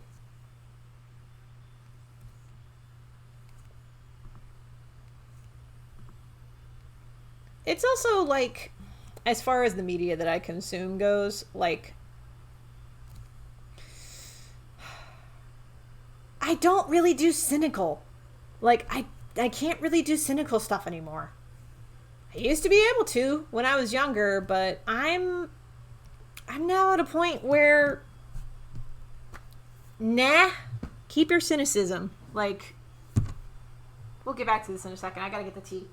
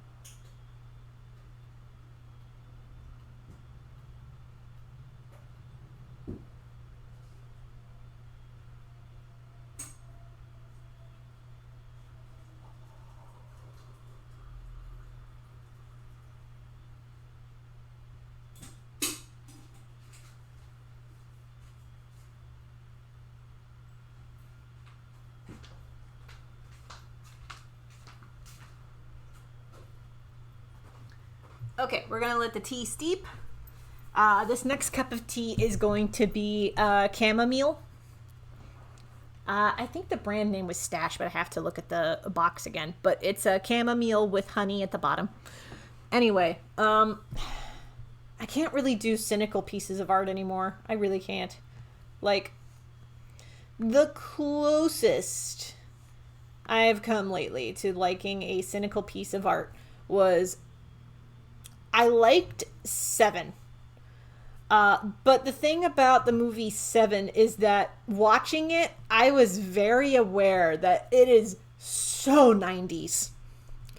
There is something about 90s cynicism that it's almost charming in a modern day context.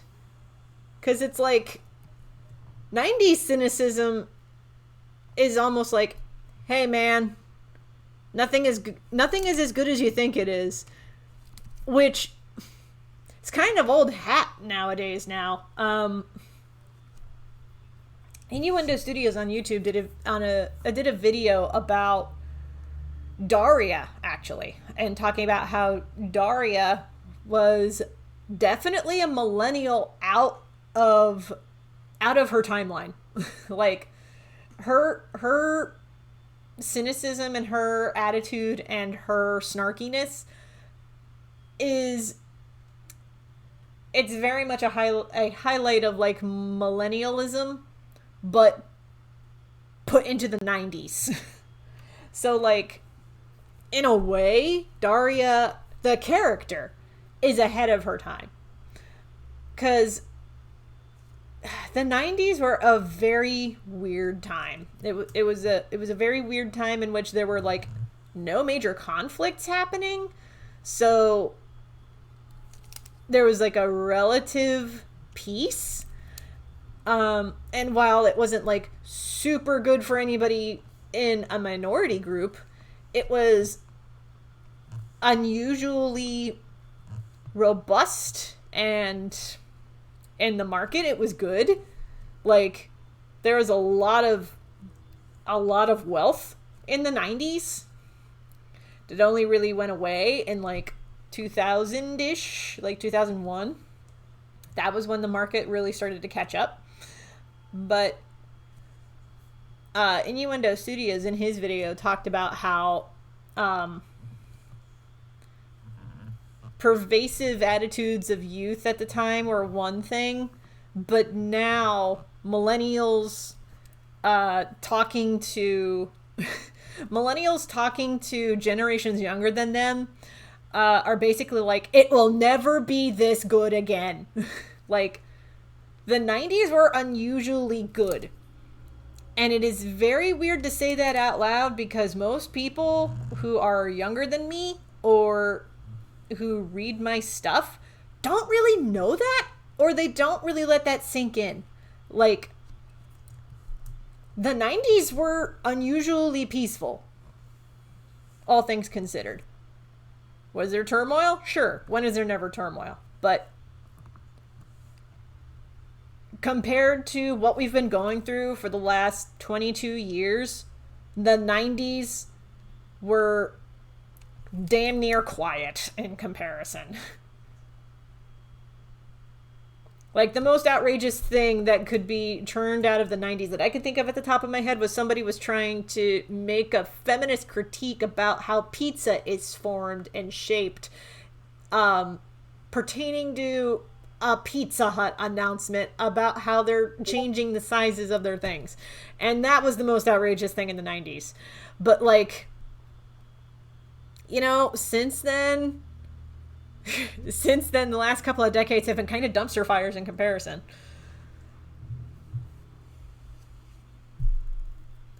Pop culture slackerism. Looking at the comments right now. Pop culture slackerism. Kinda, yeah. That was very much the 90s idea, was pop culture slackerism. The idea of, hey, I'm not going to do any work. Work is overrated. And there was there was an attitude in the 90s that I wish was more pervasive now, which was the idea of old people are lame. Young people is where it's at. And that was so everywhere in the 90s. Like, no wonder millennials hate boomers so much, because our pop culture when we were growing up was all about hating the olds and celebrating the young kids. Like, no wonder.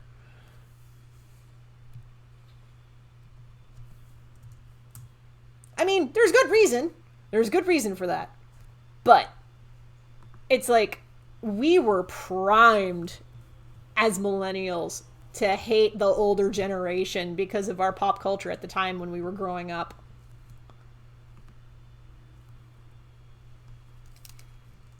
Not to mention all of the like kids shows and all the other TV shows that rightfully depicted older people being not people that you can trust.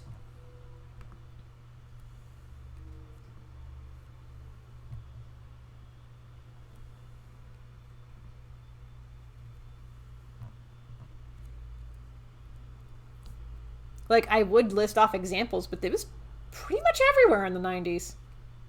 This idea of, screw authority, the kids know where it's at. I mean, Teenage Mutant Ninja Turtles is the most obvious choice. Or the most obvious example, but there's also, like, oh gosh. I mean, Beauty and the Beast was the most popular Disney flick up until The Lion King came out.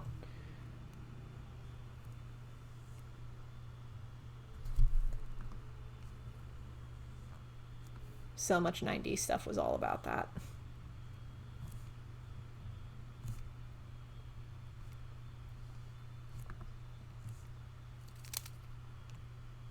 I don't really know what kids are watching nowadays, mostly because I don't have Disney Plus and I don't watch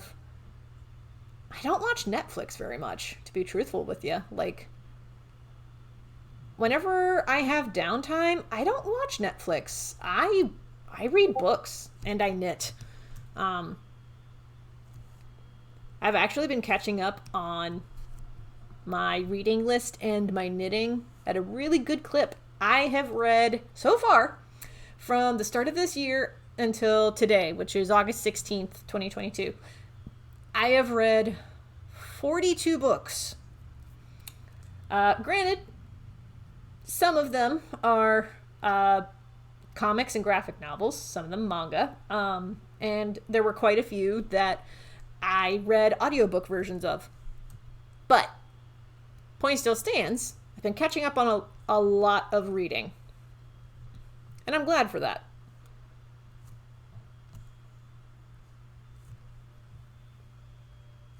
I'm not going to begrudge people for watching Netflix, because Netflix does have some interesting shows. I will say Netflix CEOs and the heads of Netflix seem like a super duper greedy bunch of people. I mean, Disney execs are one thing. Netflix execs are a totally different breed.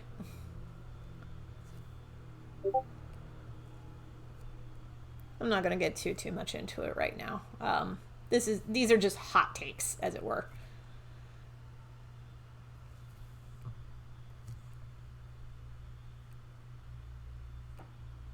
But I do remember the Twitter thread of somebody talking about how they had been offered a writing gig that did not pay enough, that demanded that they do a bunch of research and talk to a bunch of people that they would not get reimbursed for travel credits for, or being reimbursed for all of the research that they had to do, or being reimbursed for any of the required viewing that they were asked to do.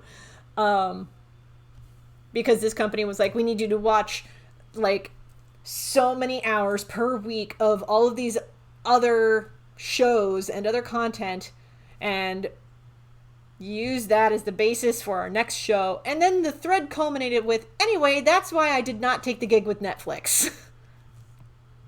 And I remember at the time being like, I am both not surprised and disappointed.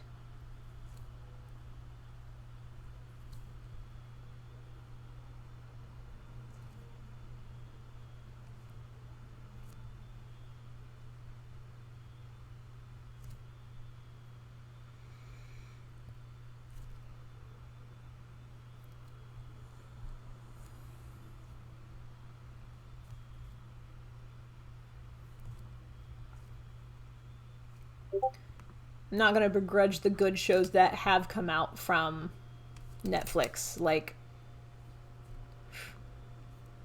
The Haunting of Hill House still lingers in my mind. Did not like The Haunting of Bly Manor and how it ended. Throwing that out there now. Did not like the trope of there's a lesbian couple and one of the lesbians dies at the end. Hate that trope. Hate it with a fiery passion, and yet that's what happened in The Haunting of Bly Manor, and I hate it. I hate it so much.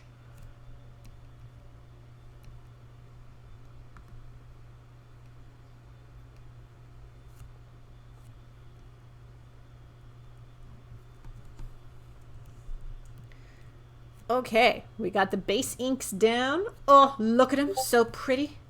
Look at this pretty boy. I do want to fix this jawline a little though, because that jawline does not look right to me. We're going to make new layer, set the inks to 50%, and we are going to redraw this jaw.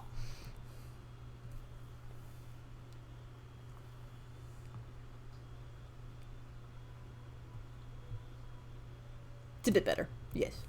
I'm actually going to use the lasso tool to select what I want to delete this time. Boop. Yeah, that's, yes, that's better, yes. And rather than erasing this line, here's what I'm going to do. I'm going to put this back to 100% opacity, merge this edit layer down. We're going to go back to the pen tool, and we are going to, whoop, draw that and fill it in. And look at that, we have a shadow. Look, yes, perfect. Oh, glorious. That makes that pop.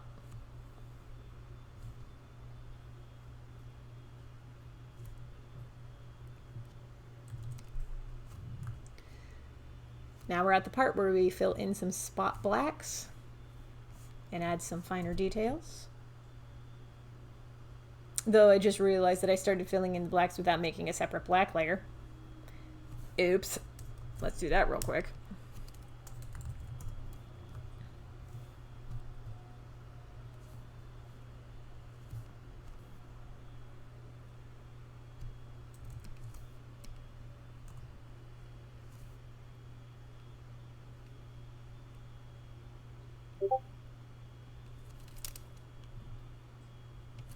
Oh. Forgot I was on a different layer for a second.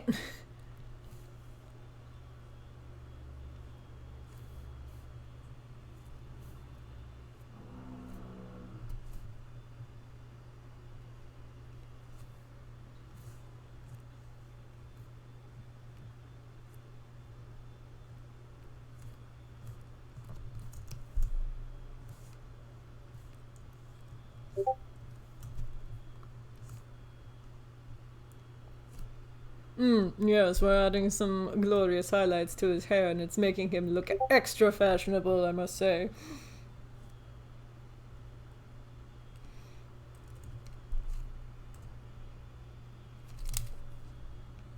Going back into the ink layer because I need to erase a few things that I missed the first time.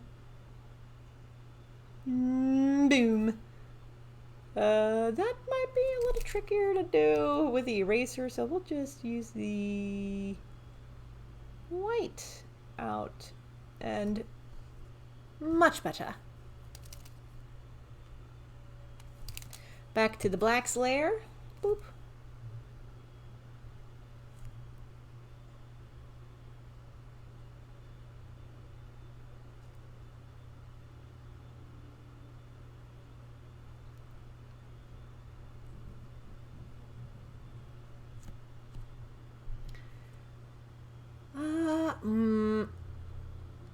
Yarbon's chest armor is not black in places, I don't think. I think it's mostly white.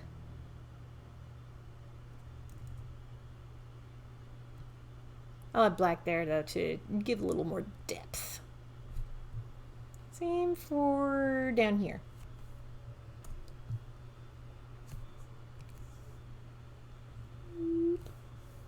Because we need to imply that he has armbands on that one. His little arm warmers. He gets chilly. We have to keep this good bitch warm somehow.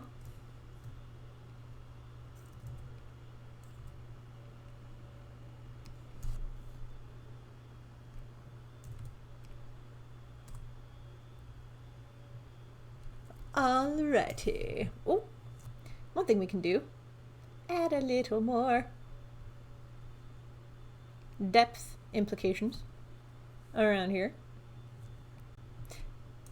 I said depth implications, implying depth.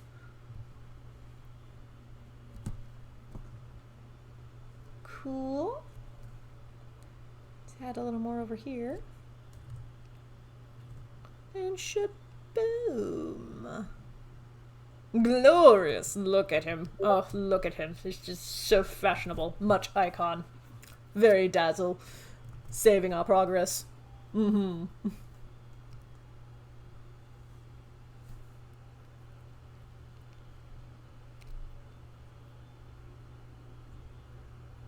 Oh, catching up on comments. Yeah, old versus young has always been a thing. Especially, Craig Ferguson actually brought up a good point back when he had a late night show, that there were marketers back in the day that came up with that old versus young thing, because being young was not seen as a positive thing until a bunch of marketers got into a room and went, why don't we make it so that being young is a hot selling point, and not only a hot selling point, but desirable? And then it just exploded from there. So there were a number of things about just American culture in general that boils down to a bunch of executives got into a room and went, what if this? And then it just exploded from there. Oh yes, I also prefer hotcakes. I mean, pancakes and hotcakes, so good. I do also like beefcakes. Full disclosure. Let's export this time lapse before we start rambling a little bit more. Boop. Okay, so we have it at Instagram size. Trying to remember what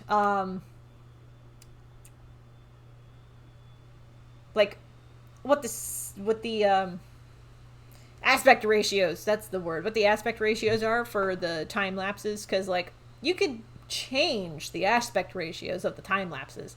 While these are square images, I could change them to fit into TikTok frame, Instagram frame, or YouTube frame.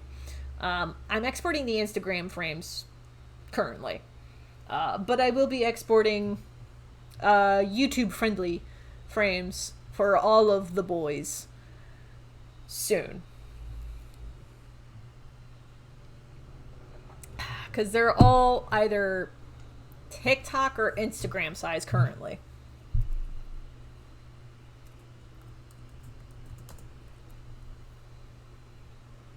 Okay, so we have that, and we're going to save this as a PNG. Should boot.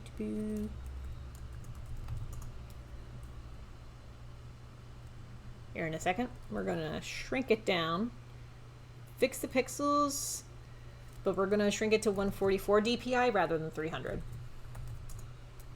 And all right, the art is done for the boys project. We're now at a point where the next step is to export everything to YouTube size aspect ratios. I'll take care of that outside of the stream. But for our purposes, this stream is done. So, thank you all for tuning in today. I hope you liked today's stream. This will post on YouTube in a few days. I realize that I've been saying that a lot at the end of these live streams, and I have yet to do it, but it will be happening. They'll be happening soon. I just gotta get a schedule solidified. I have a schedule in mind. It's just a matter of actually putting it to use. Anyways, thank you for joining me in today's live stream. I hope you enjoyed watching the production of Zarbon and Yamcha beforehand. And if you would like to see me draw more character art, particularly original characters, tune in this Saturday at 2 p.m. Eastern Standard Time. I will be drawing again on this channel.